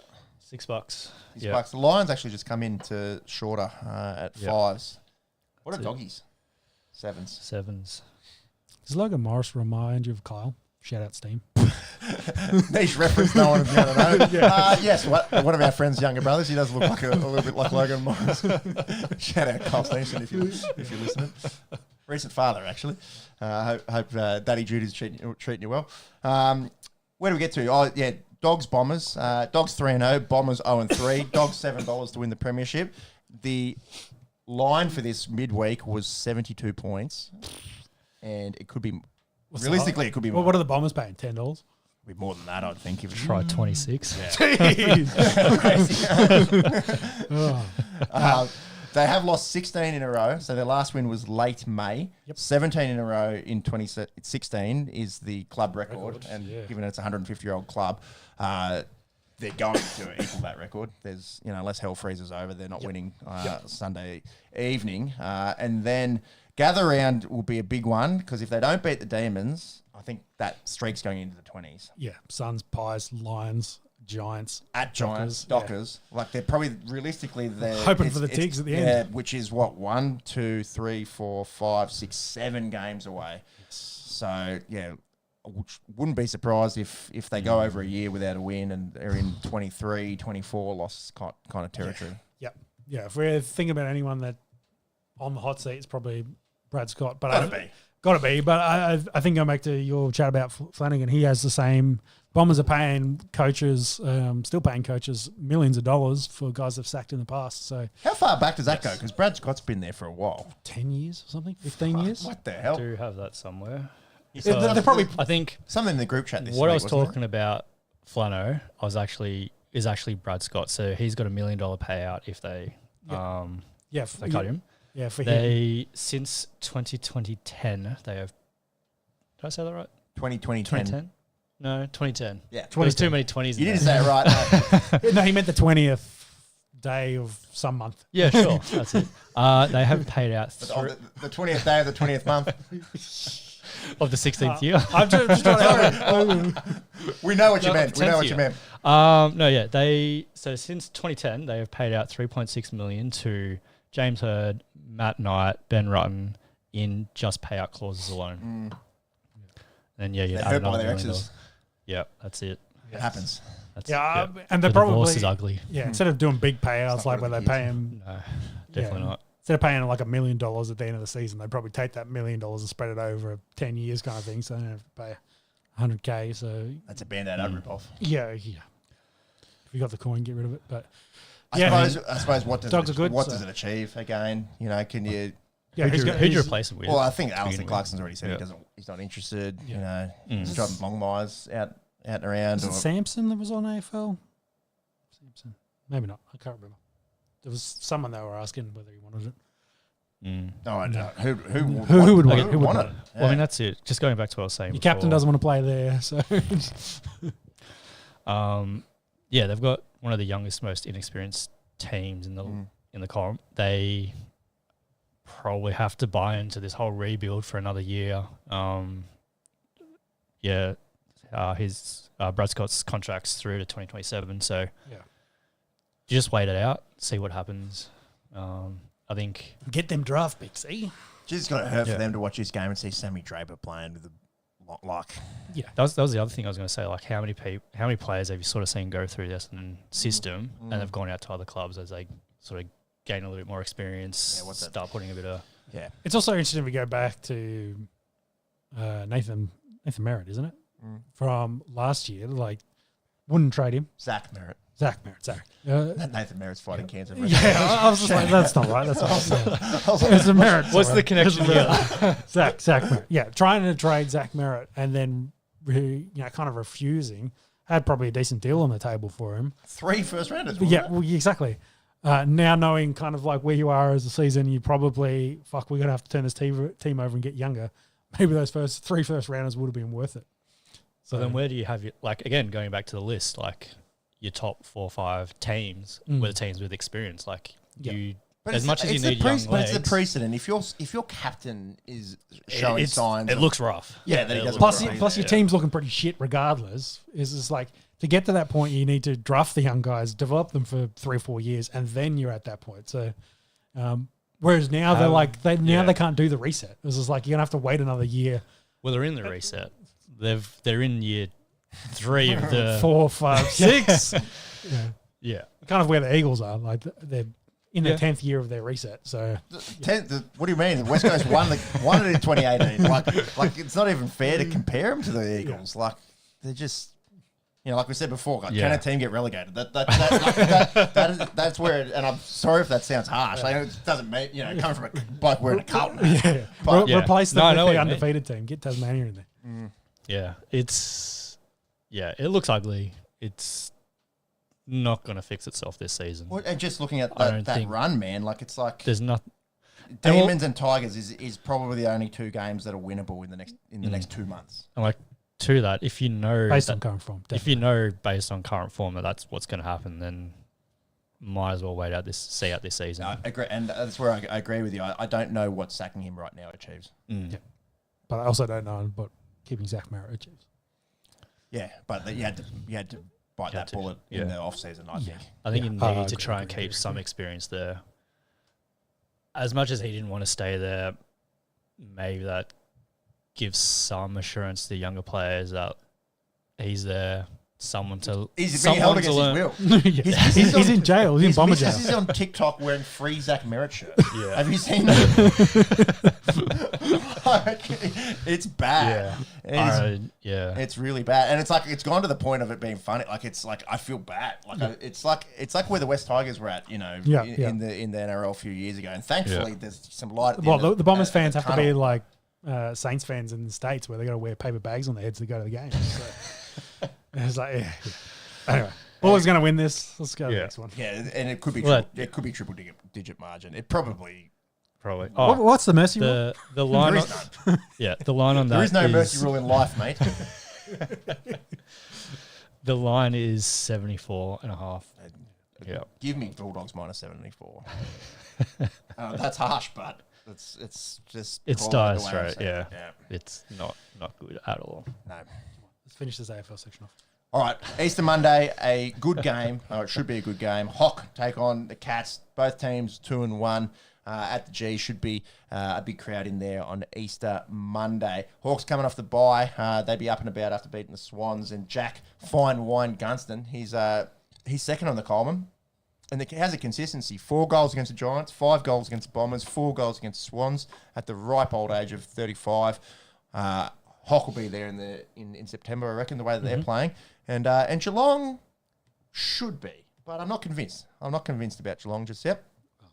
Pulled one out late against the Dockers. They play all those games at home, so they'll end up winning. Well, yeah, again, lucky potentially last Thursday against the Crows, and that's their 2 wins. But yeah, look, if they can beat this young, fiery Hawthorn team and go to 3-1, and as long as they're thereabouts at the end of the year, we know what Geelong does in September. They make prelims for fun. Yep. So but yeah, this should be a good game. I had probably earmarked this as the game of the round, but potentially the one that we've got on right now. But it's 40-point lead from Brisbane. Yeah, could be a bit more of Brisbane. Could get some of those behinds for goal.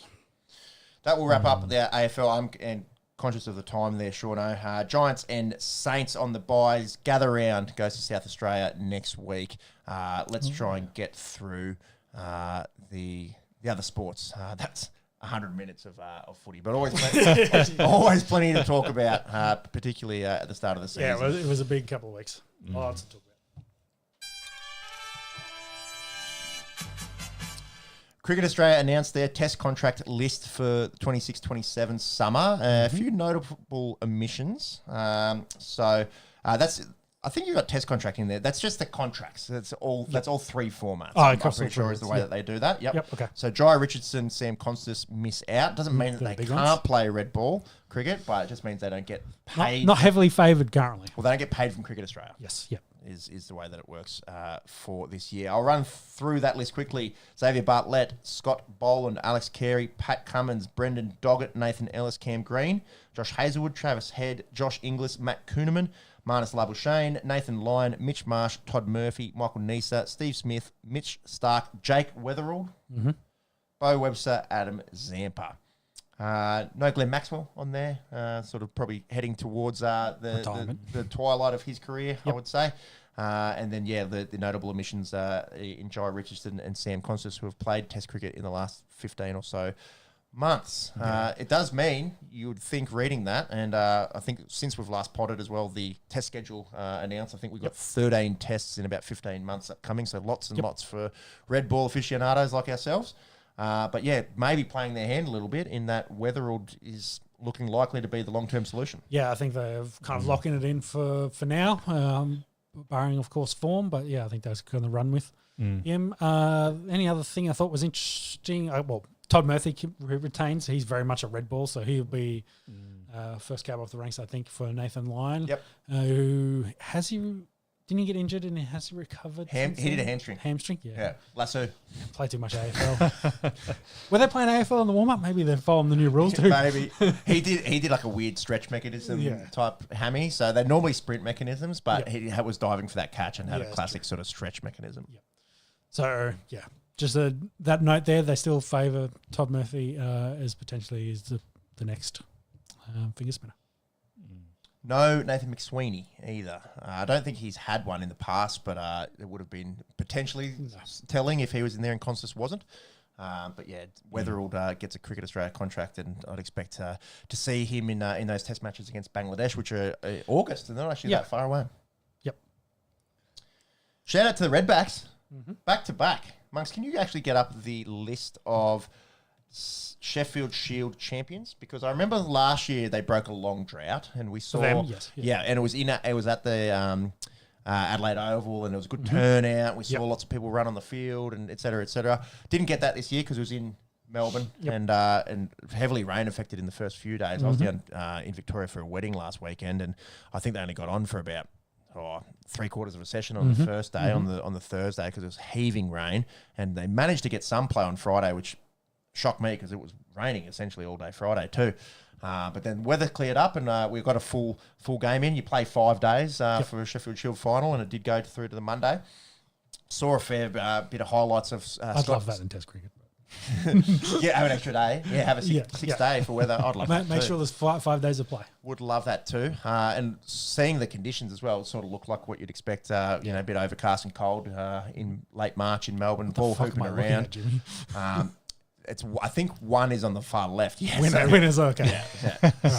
So South Australia, you got to go back to 95, 96. 95, 96, Yep. So they've gone back to back after not winning it for 30 years. Last one of those was 21-22, so not that far removed from that.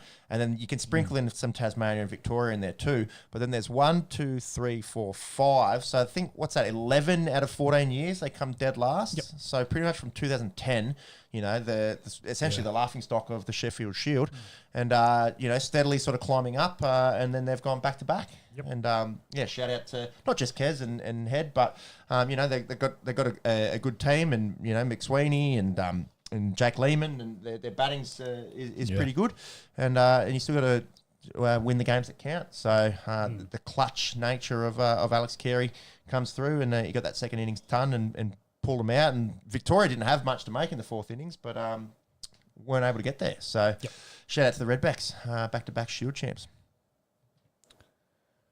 IPL? Yeah, we do have the IPL. It's flown a little bit under the radar. I felt. For us, I just saw it. I was like, oh, it started. I guess for us restarting the podcast, have a little bit of break, a bit of movement of studios. Yeah, it snuck up on us very quickly after the summer cricket. Well, not many Aussies at Delhi Capitals anymore, so we've got to. Yes. Yeah, we parted ways with Delhi. Sunrisers is our team. We've got to do Homer Simpson going in and out of the hedge with the New Jersey. Yeah, that's right, with the Sunrisers Hyderabad jersey, because that's where most of the Aussies are at now. But it's a game for each team into the IPL. So there's been 5 games total. A few little talking points out of it. It is panic stations for the future of cricket with this 15-year-old Suryavanshi, because he made 52 off 17 the other day against the Super Kings for Rajasthan, and absolutely looks like an elite player of any age, let alone for a bloke, what do we say, allegedly turned 15 this week. Yes. I am 12. I am 12 kind of areas. Even if there's a few little faked documents and stuff. He's not a lick over 17. No, he doesn't look that old. So, yeah, I'd actually be concerned he might actually be younger. So It's I know great. they've bumped his age up so he can play in the IPL. But yeah, he's phenom. So yeah, It's crazy. And I was listening to the Great Cricketer Boys, and you have to compare it. Tendulkar debuted for India at 16 and had a 24-year Test career. Yep. This kid's not far off it, is he? Probably the only thing that's holding him back is the depth that India have at the top of the order, particularly in white ball. Yeah, I guess in white ball. I was thinking more of the Test team. Well, Jaiswal will be an opener for the next 15 years, you'd think. Shubman Gill will be 3 or 4. What I think is interesting is they don't seem to be solidified. No, yeah, there's a changing of the guard. So there's still that bit of a change of guard. So Yep. there potentially, with some good cricket, it could be an opportunity there.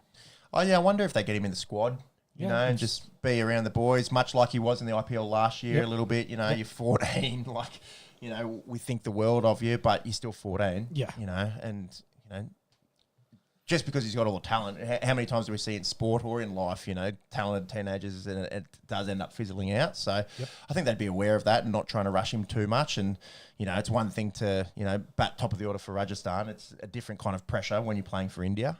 But look, I think it's a matter of when, not if. Yep. So, yeah, definitely one of the big talking points. It'll be interesting to see how his tournament goes. Already sort of hitting grown men back over their heads in the IPL. Not much to report on from an Aussie perspective. Cam Green is playing, so the highest paid player in the IPL this year.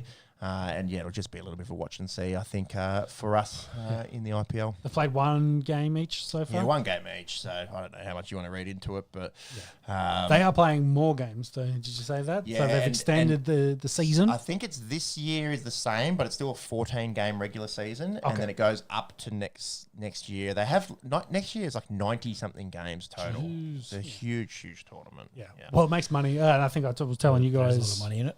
for pod that the BPL is trying to do a bit of a Landis and we're hoping to take the first game of the Big Bash and play it in India. So, whether that's because, I guess, wouldn't that be their winter? So, I don't think it really matters in India because... because of the climate. Yeah. It's right on the... well, there's certain equator, places sort you of. can't go to, but in the south, it doesn't really matter. Yeah. And, you know, their tournament's ended. There's no other real cricket. Maybe there's some test cricket happening. Maybe not. They may say no. Yeah, they could definitely say no. Is But the other thing as well. Because, you know, they've put in rules before which is like, this is what we do to develop our talent. We're only having 4 internationals. You can't go and play, you know, in other tournaments. So, you know, there is a good chance that they turn around and say no. Depends how much dollars is on the line, I'd imagine. Yes.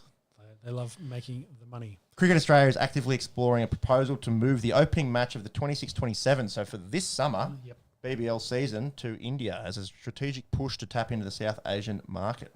Watch this space. Yes. Because that Interesting. Yeah, if you could position yourself to be the Big Bash league you watch when IPL is not being played, it would be quite interesting. I'm very concerned about this being the first little dip of the toes into the Melbourne Capitals versus the in other places. Yeah. Anyway, Potentially. that's just come to mind. Yep. That's very interesting. What else was I going to ask you? Oh, you had some ball tampering thing up there, did you, Jimmy? Yes. Already in the first game? This is PSL stuff. This is it? PSL. Oh, So yeah, PSL. running concurrently. I guess I don't know start and end dates, but the Pakistani. What does Super League? Super League? There we go. I was trying to figure out what the acronyms stand for. Fakar Zaman has been. Yeah, that's a. Mark Ward laughed at that one. Yep. So we're not above laughing at it. That's it. No, Well, I'm laughing at Jimmy. on brand. No, has been charged with some ball tampering in a match between Karachi Kings and Lahore. Galanders? Gaddafi? I got no idea. I don't know. Lahore's Gaddafi Stadium is what you're trying to say, is it? Yes. Yeah, sure. A lot of hard words out there for you. You're fine with Fakar, which is funny. Yeah. What's his penalty? Has he got a penalty? Have they got one yet? There was, I think they're going through appeal process. Somewhere in here. 35-year-old denied charge. Disciplinary level 3 hearing. offence. Yeah.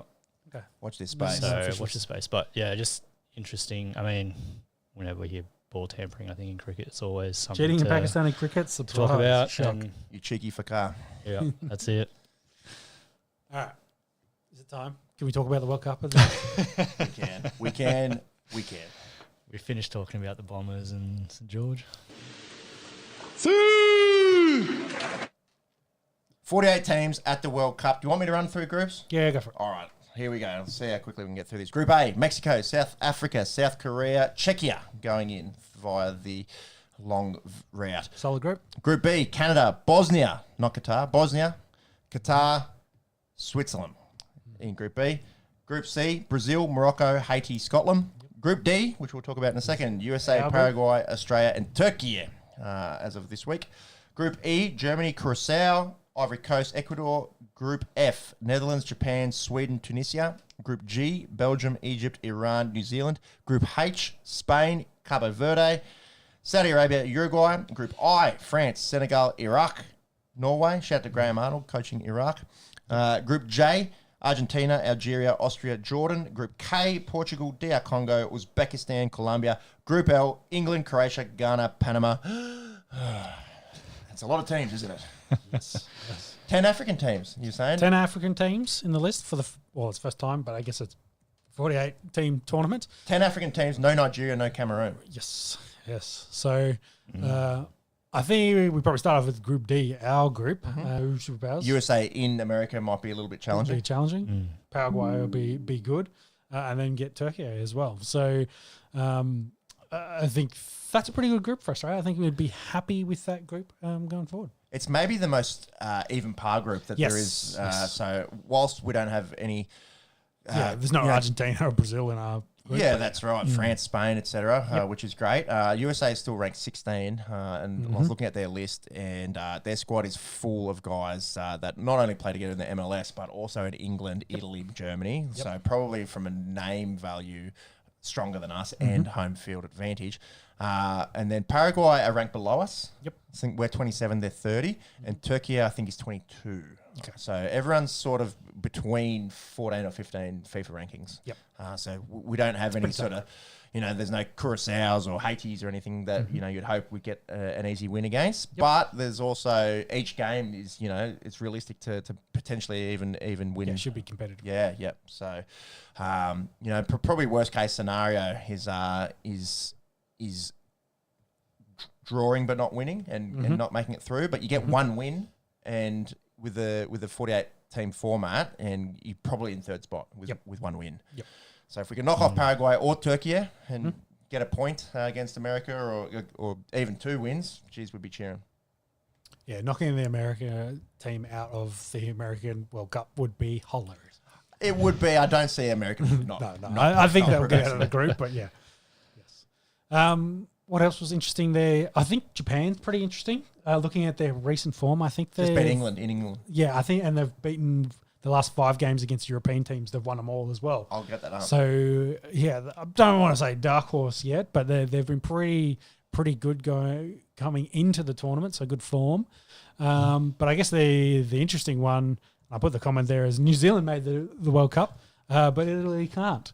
I like that you put New Zealand in there, not Haiti or Cabo Verde. Our little brothers, we've got to talk about them. So, they usually smack us up in another World Cup, being rugby. So we will happily take maybe one over them here in the soccer football World Cup. New Zealand's like China from a population standpoint versus Curacao, which is... Yes. Okay, so Japan have just won friendlies against England and Scotland, in England and Scotland. Yep. Have beaten Brazil recently and Ghana in Japan. What were you saying that they've knocked off the last few European? 5 against European. Can't scroll back that far. Go that far. Anyways, looking good. Their only losses, in fact, in the last 12 months was to us in Perth and to America in America. But yeah, they've beaten England, they've beaten Brazil, they've beaten Ghana, they've beaten South Korea. They've touched up a few of those Asian teams in qualification. They're looking pretty good. Yep. Definitely. Get some odds for Japan winning the World Cup. I don't think they can win the World Cup. But No, I think they'll probably run into one of those big teams. yeah, they can make quarters. They can make I semis. think I think Japan's probably one of those teams that's very team oriented, and they'll just run into those teams that have Messi in it, for example, and that just talent level will put them over the top. 46. There you go. Yep, $46. Above USA, which is probably testament to where Japanese football is at the moment. Oh, I think that's only alphabetical. Oh, hang on, what am I looking at? No, you're fine there. It's just Australia's at the top, so don't worry about that. So Spain is 5s, France is 650, England is 7, Argentina and Brazil are 9, Germany and Portugal are 13s, and then it starts to get a little bit longer as we head into Netherlands, Norway, Belgium, etc. Yep. I think Japan's at 61. 61s. So, Yep. 61, so equal with America. Equal with America. Back to Italian football. Italy will miss their third consecutive World Cup, and I put it there. The last time Italy was in the World Cup, the world was in a much better state than it is now. So, world shit. It's all Italy's fault. They need to correct Or it. the Italians, as empathetic people, they bleed and they cry with the world, and they've also gone to shit. In more seriousness, I sent you boys a YouTube video. Sort of outlining the demise of Italian football. It was really going back to 2006 when they won the World Cup, but cast your minds back to the whole Juventus salary, cheating, etc. That happened, and with Juventus getting relegated and the start of some financial issues for the big clubs in Serie A, and this guy did a nice job of highlighting the fact that a lot of the big clubs, your AC Milans, your Inters, really off the back of their billionaire owners, and they're as businesses, they're not as viable as the big Spanish, German, English clubs. And a lot of them don't own their own stadiums, so there's sort of then the back and forth with the Italian government, which hasn't always been the most reputable kind of operators. Corruption in Italy. In the past, and that was just one sort of facet of it. They're also talking about the dilution of the Serie A. Back in the day, a lot of Italy's top talent played in Italy, and they've seen more and more Italian players going to England. Going to Spain to play outside of Serie A, and the playing minutes of Italian-based players. A lot of the teams in the Serie A that Italian heavy at the moment are shit. So they've gone to a model now where Inter Milan and AC Milan, used to have, 6-7 Italian players. It's only a couple now, which to be fair has probably been where the EPL has been at for a number of years. But there's only been a few competitions in the world where everyone's vying to play in that comp, and Serie A used to be that, and it probably isn't anymore. It's fallen down in the order, it really pecking is, order. It probably is only the APL throughout. Okay, as the clear number one, the top end of Spain and the top end of Germany.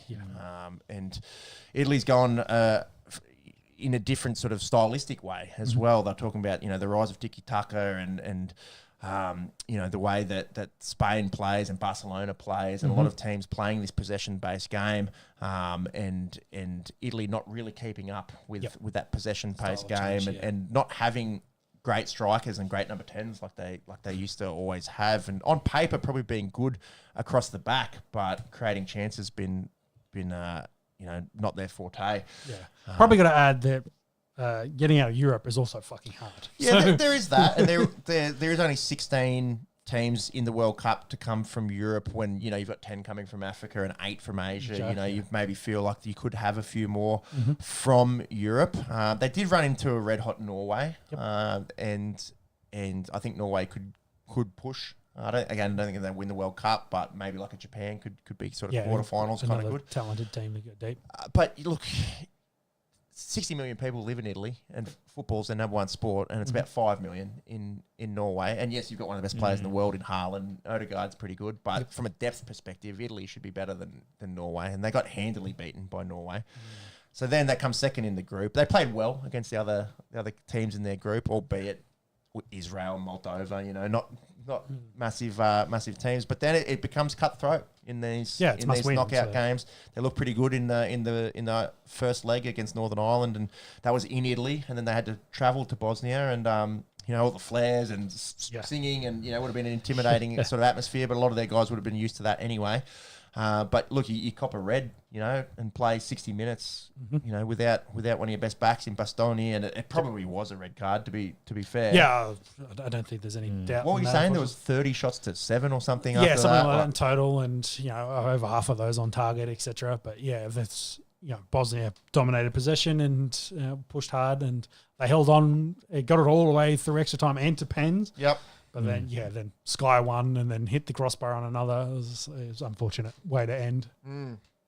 Yeah, hard for Italian football fans. Hard for Australian Italians. Italian Australians. Hard for fans of football. That like you were saying when you were a kid. And you like watching Del Piero and Totti and Inzaghi and these Italian players that played with so much flair. But that's a gone era, and it's weird that they can win the Euros in that.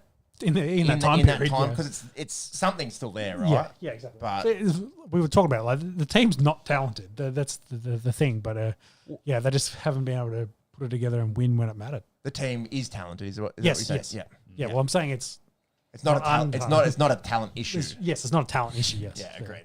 Agreed. Yeah. Some of the other teams in the World Cup would happily take some talent from Italy.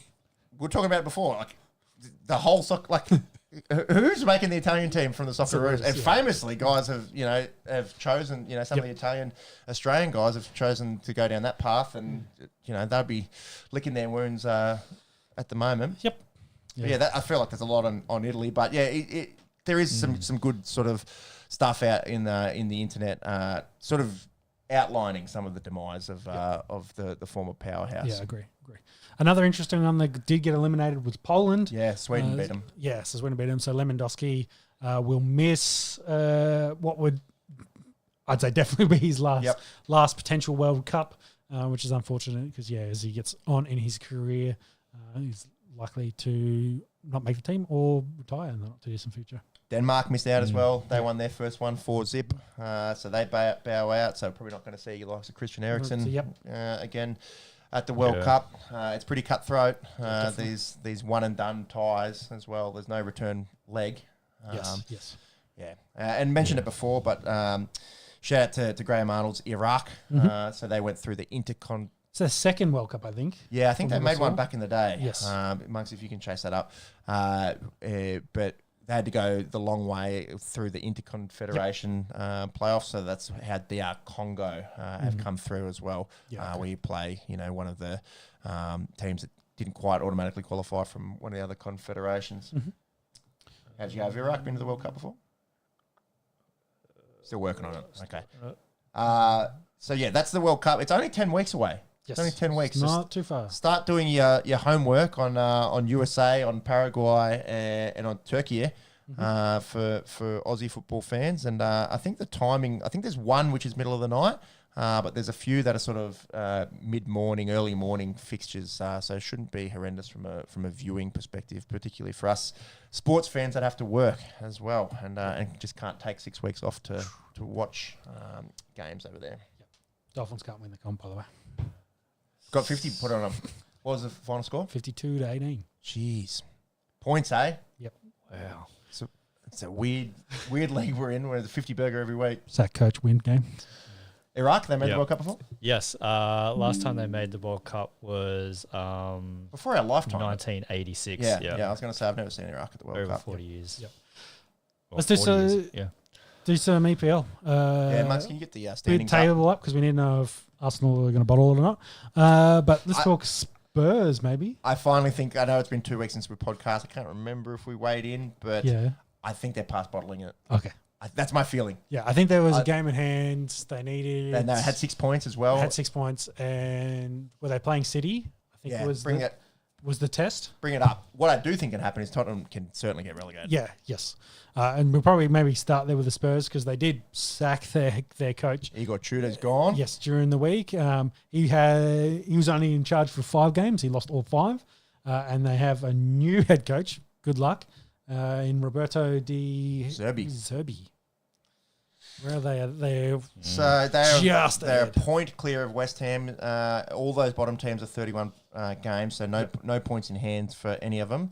Tottenham's 30, West Ham 29, Burnley 20, Wolverhampton 17, and because of the international break, there's probably only been one game, I think, since the last pod anyway. Yeah. So then for Arsenal, who do they have up next? Yeah, go to the top there. Because they got so Hammers have got Wanderers. I was going to say, like, that's interesting because West Ham's up against Wolverhampton. Yep. Tottenham play Wolverhampton in a couple of weeks as well. I was having a look at it. And they've been a bit of a giant killer. See, their last 5, they've won 2. Or 2 from the last 3. Yeah. So it'll be interesting to see how that plays out versus how Tottenham plays out against. I can't remember. I think we mentioned on the last pod, Spurs are the worst team in football in 2026. Yep. Crazy, hey? Yeah. Arsenal play Bournemouth. Yep. City play Chelsea. Arsenal do play City at some point. I might. So they still do have one game in hand. It can happen. City. It can happen. So they still got that 6 points. It's 9 with the game in hand. We're assuming that City are winning their next matchup, which is Chelsea, which they may not. So I still think that City game on the 19th of Mid-April. April Yep. is the big one. Yep. Win Yeah, if that, City- and then if they bottle one of the others, then that's the difference. Yeah. If City win at home and a bit of momentum, yeah, potentially. Like they've got an awesome run home. Like they shouldn't. Fulham, West Ham, Burnley, Palace. They got to be, man. It's impossible. But if they lose to City, they lose. Draw one or two of those, maybe lose one, drop one, and then they've bottled it. Can you look? How long has it been since Arsenal won the league? That's got to be 22 years, I want to say. Arsene Wenger won it twice. I didn't think it was that long ago. Dude, I think it is. Early 2000s. Was it Henri days, Vieira days. Oh, okay, yeah. That's the last time. I'm forgetting I'm fucking old. So what were we saying? Oh, we're talking about when we were playing soccer as we were kids. playing soccer. As kids, and Italy was good. Yeah. Italy. Yeah, 'cause that's right. That's how we got onto it. You're saying that you liked the Italian players back in the day. Yes. Yeah, that's how we got onto that. Yeah, we're not spring chickens anymore. Yeah, man. exactly. We're older than an That's recent. It's like in the last 10, 15 We're older than an years. NRL coach. What year was that? 2006 when Italy won the World Cup. No. That was under. It would have been 2022. 2003. Yeah, it would have been 2002, 2003. 2003, 2004 is when Arsenal last won. Yeah, there you go. Love playing with them on FIFA back in the day. Yes. So 22 years. Yep. Stranger things have happened, and if any team can bottle it, it can be Arsenal. It's Arsenal, but like I said, They shouldn't. They have that awesome run. This is the first time I've looked at it, and I've said they can't do it. I still think the City game's the important one. Win that City game, I think they're home and hose. Agreed. If they lose that game, then it's just like, What about a point? well, come away with a point. I think a point. Points I reckon, probably I reckon a safe, point they're safe. Yeah, too. just don't lose. Yeah. Fuck, that'd be funny. All right, we've still got a fair bit to get through. Let's jump over, Monks, to the NBA, if you wouldn't mind. Bring up the ladder. Curry sets, fires, puts it up, bang! LeBron passes Kareem Abdul-Jabbar for most wins in NBA history. I feel like it's another podcast, another LeBron record. And we were talking... Longevity definitely helps. Yeah, it does help. It helps playing elite sport when you're 41, going into be 42. Actually, he's not 42 to the end of the year, but anyways, he's still old. Semantics. We got some standings here. So who's clinched spots? So Detroit, Boston. Celtics, and Knicks are all clinched. And then in the West, Thunder, Spurs, Lakers, Nugs. Yep. And then, like we alluded to last pod, the play-in's sorted, right? There's It's bigger gap now between There's a Warriors and 9-game Pels lead now. It's there. 11 games there and yes, 10 games over in the East. So really now it's just the other teams jostling for seedings. And it's particularly in the East there. If you look at the spread between, say, 76ers in 6th to the Heat in 10th, there'll be a whole bunch of teams really trying to gun for that automatic playoff spot in trying to jump up into 6th, because there's only 2.5 games separating 5 teams there in the East. And then not quite the same story in the West. It looks like 1 through 6 is sorted in the West, but trying to get the home play in might be the play there for Suns, Clippers, Blazers, and Warriors. Did the Hawks get good after they traded Young? Yeah, they're pretty good. Interesting. Yeah, they're sitting in 5th there. I was just like, oh, I didn't. They should avoid playing, you'd think. Yeah, they got a 2-game lead over the other 2-game wins. Yeah. Over the other say 6 that are below them. Yeah. 6 or 5? 5 below them. Yeah. Jalen Johnson's like really good. Yeah. Again, and I feel like we talk about this a lot, but there's lots of good teams. Can they win the Yes. NBA? No, probably not. Yeah. And looking at it, it does really feel like Thunder versus who, Well, maybe Spurs. They've won 10 straight there. What was the Wemby stat? You got it up there. Oh, yes. So he becomes the youngest player in NBA history, I think, for the Spurs as well, to put up plus 40 points and 15 plus rebounds in consecutive games. So youngest NBA player or youngest for Spurs to do it? I think Jimmy is an idiot when you say the youngest in NBA history. That of course includes the Spurs. Yeah, but is it a Spurs record or is it an NBA record? Yeah, I don't know. The whole article is weird. It seemed like kind of a weird stat. Let's go with NBA and fact check so us. We'll go NBA. Fact check us in the comments. Let us know. Just got to back yourself there. That's it. But I think that kind of just plays into the chat of his like MVP run, I guess. I'm with you. Yeah, MVP stats. Get some odds there because he's actually like he could do it. He could do it, which is certainly fun. Spurs are interesting because they're only 2 games behind the Thunder there, so they've been pretty good. Remember the start of the year, Thunder were 25-1, 26-1. We're like, is this going to be a 72-win season kind of thing? They've fallen off that a little bit. They're still probably the team to beat. Yep. Spurs 10-game win streak as well. Yes. Yeah, see if you can get can you get them on the screen, those MVP odds, if you wouldn't mind. Sure. I think I can do that. And I'll give you do that better than I can talk. The play-in dates as well because it's coming up. SGA continues at the top at $1.22. They've only got the 5 there. It's only 5, yeah. $4. Yeah. It's $4 for Wemby. Realistically, only 2 players. Yeah, and then Lucas at 26. Joker's well out there at 91. And I don't know why Brown's still there at 426. Statistically, can make it. I don't know. Yeah. It's 2-horse race. Okay. Most likely SGA, but Wemby making his case. Yeah, I wonder if SGA gets the you won it recently treatment, so you can give it to one. I feel like you only get that after you won 3. Okay. At Joker. Other news. Expansion teams. So the league has announced that Vegas and Seattle will be the next spots for expansion teams. They're now taking bids/applications for the potential team, which sounds to me like which billionaire is available that wants to put an NBA team in those locations. So that will start, I believe it says that, I've got the note there, they're targeting 2028 and 2029 Not that far. for those teams to be added. They're both Western cities as well, which is interesting. Yes. So does someone then from the West have to move to the East, and have they earmarked who that might be? Ooh, yeah, very interesting. What will be... I lost my train of thought.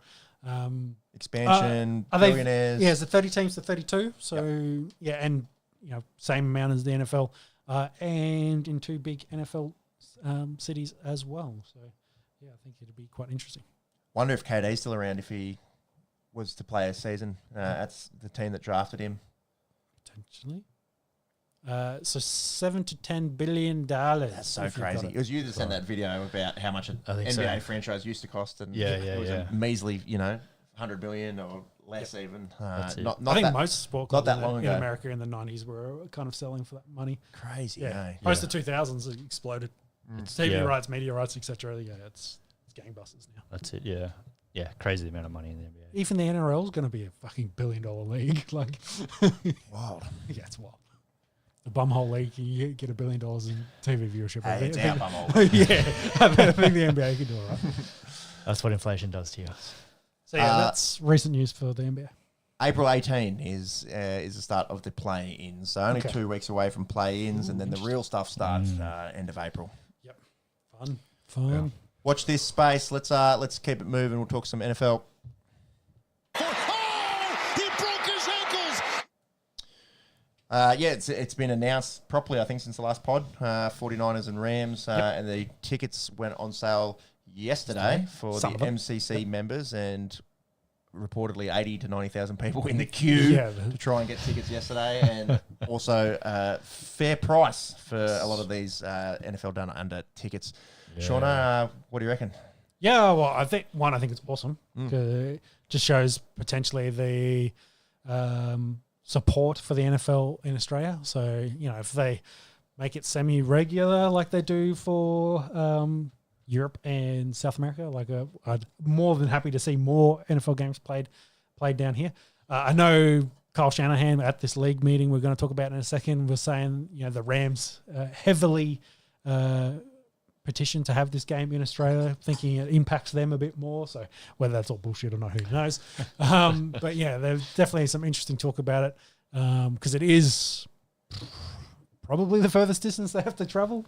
By far, yeah, to come across down under. So yeah, but I think likely is they'll have 100,000 in the MCG. It'll be a packed, baby. Yeah, it'll be a packed house, and it'll be an interesting time. Let's hope they don't run out of beer by halftime.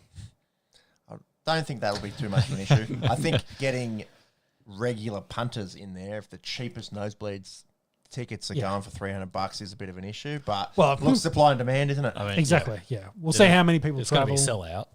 Victorians get around sport and at the MCG. Yes. They love it. So I think I don't think they have too much issue, but yes, cost of living, etc., etc. What's going on with the refs and the rule changes there? Well, you got the rule changes up. So league meetings happening now, actually. So there's been going on the last couple of days. Get all the coaches together, the GMs, etc. So they have rectified 4 rules, I think, for 2026. Onside kicks is probably the interesting one. So they've amended that now. You can pick at any point when you want to do an onside kick because they changed it last year to be like at the end of games. So it had to be at the last quarter and they had to announce it, etc. Now it's just you can announce it, but it has to be can be during any time. They tweaked the kickoff rules. That was mostly around guys kicking the ball out or getting like a penalty kicking from the 50-yard line and being able to change kind of how that plays, like intentionally kicking the ball out of bounds to get an advantage. So they eliminated that loophole. So this one, the NFL able to correct, so the NFL head office back in New York, correct clear and obvious missed calls by replacement referees. So replacement referees, they haven't been able to agree with the current referees on a new labour deal. They've offered a 6-year deal with a 6 and a bit % growth for compensation, whereas the Ref Association wants about 10%. Plus, they threw in some extra marketing fees, and it's funny because the quote from the league is that they regard that as worthless. Why do referees need marketing fees? So, anyway, they could probably do some gambling ads. No conflict of interest there. So that's why they're kind of pushing this because if you remember, the fail Mary, which was a Packers touchdown, I believe, Pepe, that was with replacement referees. So now, like in that situation, the head office could actually overrule them and say, hey, you fucked up and change it over. So they kind of now put this rule in place to protect themselves in case they have replacement referees, which is looking likely at this stage unless the deal gets done. What was the last one there? Oh, giving the NFL ability to work with the officials to penalise or reject players for flagrant acts. This is the DK Metcalf rule because he punched the fan in the crowd. So if the league has visuals of that, they can tell the officials that, hey, you should potentially penalise or reject that guy. He didn't get ejected for that, did he?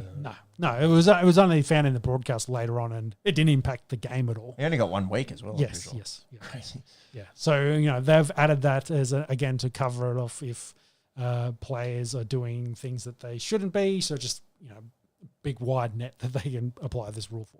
And I think they were the 4 main ones. So there might have been 1 or 2 other small ones, around rosters and business changes, etc. But that was the 4 that kind of impacted games. So, yeah. And that actually covers off all the news for NFL currently. Free agency's been happening, but we're getting ramping up for the draft. 3 weeks tomorrow, which is fast approaching. Yes, I think we will do another draft special. Mendoza's going to the Raiders. I don't think there's anyone that's arguing that, but then it starts to become really interesting. Yeah, a lot of hype around Ty Simpson potentially rocking up the boards, whether the Jets take a quarterback, do something silly. I don't think he's going top 5, top 10. No, I don't think he has that, but as the number 2 quarterback, there's demand over the supply. Yeah, exactly. So we'll have to see. A lot of defensive talent. We spoke a couple of weeks ago about some of the crazy draft numbers that people were putting up. How high can some of these defensive guys get, like a Sonny Styles or a Caleb Downs?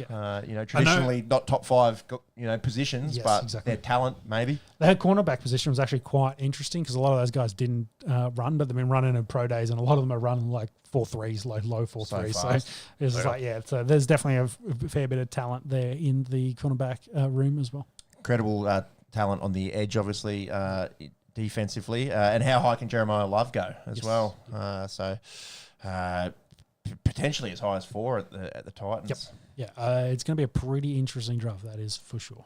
We're starting to do our homework. We'll definitely talk all things NFL draft in a few weeks' time. Yep. All right, let's wrap this bad boy up. Final round, we've got to talk some UFC. There was a UFC, it was just fight night, wasn't it? Yeah, fight night in Seattle. Ended up being an awesome card. Adesanya headlined it. It was a pretty good fight. Adesanya's got this thing at the moment where he throws fights away. He's handily winning this, leg kick the shit out of Fife, and he had control, and then just decided he wanted to brawl with him. And then Fife landed some good shots and got the TKO. So, it's 4 losses in a row for him. Retirement time, do you think? Is he contracted? I think he's got a bunch of fights still left on his contract. Maybe find out how many it'll be an age question whether he wants to continue. There's still plenty of fun fights for him. He's still ranked in the top 10. So it's just whether he wants to keep going around or not. But I think if he can stick to his game plan and just focus on that instead of throwing it away, I would like to see it happen. But yeah, so that's what that. Then the co-main was Gracio taking on Macy Barber. Ended up in a KO submission, which is... Have you ever seen that before? Not in... I think we might have seen some things like this, but not in this kind of speed, like a massive clear knockout and then just instantly take the back and have a deep choke. And the refs just basically jumping in to try and save Barber in this one. It was definitely quite an interesting end to this fight. So I think it's normally if you get a knockout or knockdown, you just go straight punching him in the head rather than going for submission. Yeah, I don't think I've seen it. Yeah, I think it was just probably a product of Barber kind of rolling over as well after and just like where she drops down and just gave the back. Yeah, it's all the opportunity. And so she might have seen her face because she was unconscious. Oh yeah, she was out. She doesn't remember anything of the fight and that. So it was a bad knock. She was on the ground for several minutes after it as well. It was a bad knockout. So. It was a pretty impressive win there for Gracio to keep her pretty high in the rankings. Then she doesn't have any losses in the UFC, does she, Alexa Grasso? I'm just Bullet, Silver and Bullet, and a few early in her career, but like that's going back to 2019. And famously beat Bullet as well. Yeah. Then had the draw and then loss. The loss. Yeah. So, stay in that top 3, essentially, in that division. She goes to 17-5-1. Yeah. What else happened? Michael Chesser had a win over Nico Price in the retirement fight. Both retired afterwards, so it was their last fight. So, see those guys off in the welterweight division. Then McKinley got another KO. He's only been to the 3rd round once in his career, I believe. So, he's like 18-1 or something at the moment. He's got a pretty good record. Actually, 18 and... Terrence McKinney? 18-8, sorry. So, 24 seconds. Yep. So, he likes to finish him off in the first round. Hasn't won a fight night bonus yet, though. So, that's quite interesting. I'm looking at his fights. 1, 2, 3, 4, 5, 6, 7 fights in a row that haven't made it out of the first round. Yeah, he's 5 he's won and then 2 he's gone. Yeah, he's an entertaining fighter. So, pretty cool. Here for a good time, not a long time. Terrence McKinney. And then Money Mouse got put into the UFC Hall of Fame. Nice, well deserved for him. Dominated the lowest weight division in the UFC for a very long time. So it was good to see him actually get enshrined. And no rankings from McKinney. No. Yes, no rankings. Not that I can see, yeah. And then UFC 327, we probably got to talk about it because it's going to be on next weekend. The card is littered with name value all over the place. Like it's going to be a good card, but I'll highlight the title fights. So we've got the light heavyweight, belt, which has been vacated. We've got Prohaska taking on, is it Ulberg? So that'll be pretty cool. See if Yuri can get that one. And then the flyweights, we got Joshua Van taking on, Tatsuro Taira. Tatsuro Taira for the flyweight. So they're the two there. But yeah, there's what else? There's Curtis Blades on there, Blades Dominic on Reyes, there, Johnny Reyes, Walker. Yeah, the Pitbull, Club Swarson, Gamrot, Holloway, Gaslin. Like I said, there's guys. Put this in the White House. Yeah, there's guys littered all over. So it's a big pay-per-view with a lot of decent name value all the way through the whole card. So that one looks fun. That's in Miami, April 11. That'll be April 12 over here. Yep. Then a little bit of boxing news just to finish us off in the fighting world. Tim Tszyu has signed on to fight Errol Spence, which is a huge boxing match. Spence has been out for about 3 years since losing to Crawford. That's his only loss. So where he lost pretty handy loss. Well, wholehanded loss, and that's where he dropped all his belts. So I guess this is kind of him getting back into the conversation for that division. Is this the best boxer that Tim Tszyu's ever fought then, do you think? Yeah, probably. 28-1, his only loss, albeit 3 years ago, was Terence Crawford. I can't think if that's down a weight or up a weight for him. I'll have to check. Tszyu, though, actually has a fight next week against the Albanian champion, Dennis Nujar, I think it is.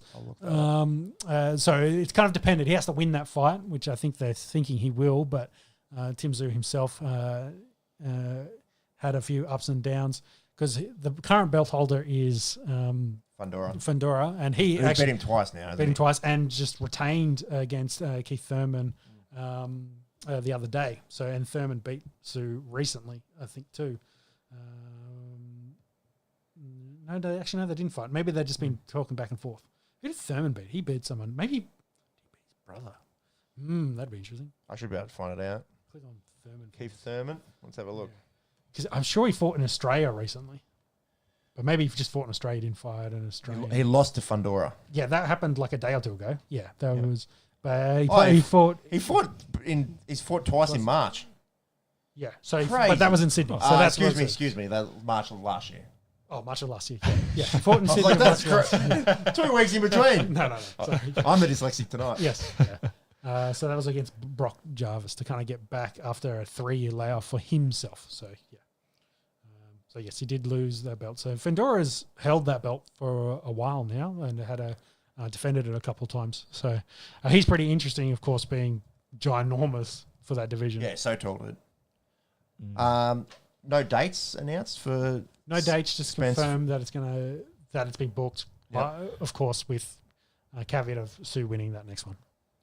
And if he doesn't win, it'll probably be off. Oh, okay. Boxing's weird like that, hey? It's so much about the records. Yep. And that's fighting? That's fighting. Finish with some quick F1 news. I'd love if you could pull up the Berriman crash, Jimmy. So we now head into a big break. I think, is it 5 weeks? I can't remember. There's least a month. It's at least a month break now with the 2 GPs getting cancelled. Actually, that'd be more. So we might see a bit of a reset. Of course, they had Japan last weekend. Mercedes pretty dominant again. Good to see Oscar finish and actually show some life. So there might be some competition from Oscar and McLaren to the Mercedes dominance. Kimi does go on to win. This got pretty lucky with a safety car. George Russell, on the other hand, very unlucky. With that win, Kimi becomes the youngest driver ever to lead the Formula One Championship. So that in itself is pretty cool. But the big talking point was the Ollie Behrman crash. He hit the wall hard at Suzuka, recorded as a 50G impact. Jesus. So the speed difference. So he comes up on Colapinto very, very quickly and gets in the grass, loses the car, and slides across into the wall. The speeds difference is about 100 Ks. He was doing about 262 to Colapinto's 170. So it's this whole car harvesting versus deploying. So he's deploying his battery going fast. The other car is harvesting, which is slowing the car down. Oscar had a pretty telling quote at the end there, talking to Leclerc about, I finally see what you mean about the mushroom, talking about the Mario Kart having the mushroom boost. So it's leading to a lot of talk about, one, the safety in F1. All the old heads are like, hey, guys were dying every other weekend back in the day. Yeah, exactly. Well, just get in the cars and go race. But there is a big safety element in F1 now. So there are a lot of drivers are like, hey, this is kind of dangerous. You are coming up on a car that's essentially parked with the speed difference. So with this extended break, they're going to have a look at those regulations and look how that kind of plays in with the battery deploys, with how they actually use the power, where they deploy the power. They already tweaked it a little bit for the qualifying for this, but I think there's going to be more conversations going forward. So this is a good view here. He's coming up very, very fast on the other car. He's trying to go, goes off the grass, loses the car, and slides across, bang, into the wall. Limped away, no injury though, no fracture, but he's a bit sore after 50G impact into the batteries. I can imagine. The shock alone. Would be a bit painful. So that was the interesting talking point. Safety, big thing. The speed differences in cars. So wait and see whether any new rules or regulations come out of that leading into, is it Miami? Yeah, Miami being the next one. It's 5 weeks. 5 weeks. Yeah, so the first week of May, and it's already 5 days since Then Japan. I think they do Miami and Canada, and then they have the summer break. I think there's another 4-week break then between there and Morocco. So, it's a bit of a slow start, the old F1 season this year. Stupid wars are affecting a lot of things, isn't it? Exactly. And I'm not sure how that's going to affect some of the other Middle Eastern races towards the end of the year as well. Well, it's not meant to be until the 21 and 22. So the very end, Qatar and Abu Dhabi. Is there anything else there that could be affected? Probably not. Azerbaijan's not in a great area, but it probably should be right. Not getting hit. Yeah, the rest is kind of United States. Yeah, United States. So. I had a joke there, but I might let it go. Just let it through the keeper. I go for the USA. Yes. All right. That's it. That wraps us up. Yes. That's all the news. Big news week. Yeah, massive. We actually did well, I think, wrapping up there. Obviously, lots of footy taking up that sort of first hour and a half. Yes. But yeah, keep an eye on the socials because I suppose we'll pod in 3 weeks for the NFL. So we're definitely doing an NFL show. Whether we do a podcast, maybe try and sneak one before cover off then. some news. Yeah, that'll be NFL specific. So otherwise, it'll be over a month before we talk about everything else. Yeah, school holidays coming up. So. Yeah, we'll get something in there. Sneak it in. All right, thanks for joining us here on the Esky. If you found us for the first time, hit that subscribe button on YouTube and check out our social media. We're 3 episodes in now to the new studio. Still a little bit of teething, I think, with setup and whatnot, but we're getting there. And check out all things on the Esky. We'll definitely be on air in 3 weeks' time for the NFL draft, and we should try and get one mixed sports show in before then. Monk's on my left, Sean's on my right. I'm Peppy. Thank you for listening. Enjoy your Easter long weekend and all the sports viewing to go along with the time off, and enjoy a chalky egg or two. Bye. Bye.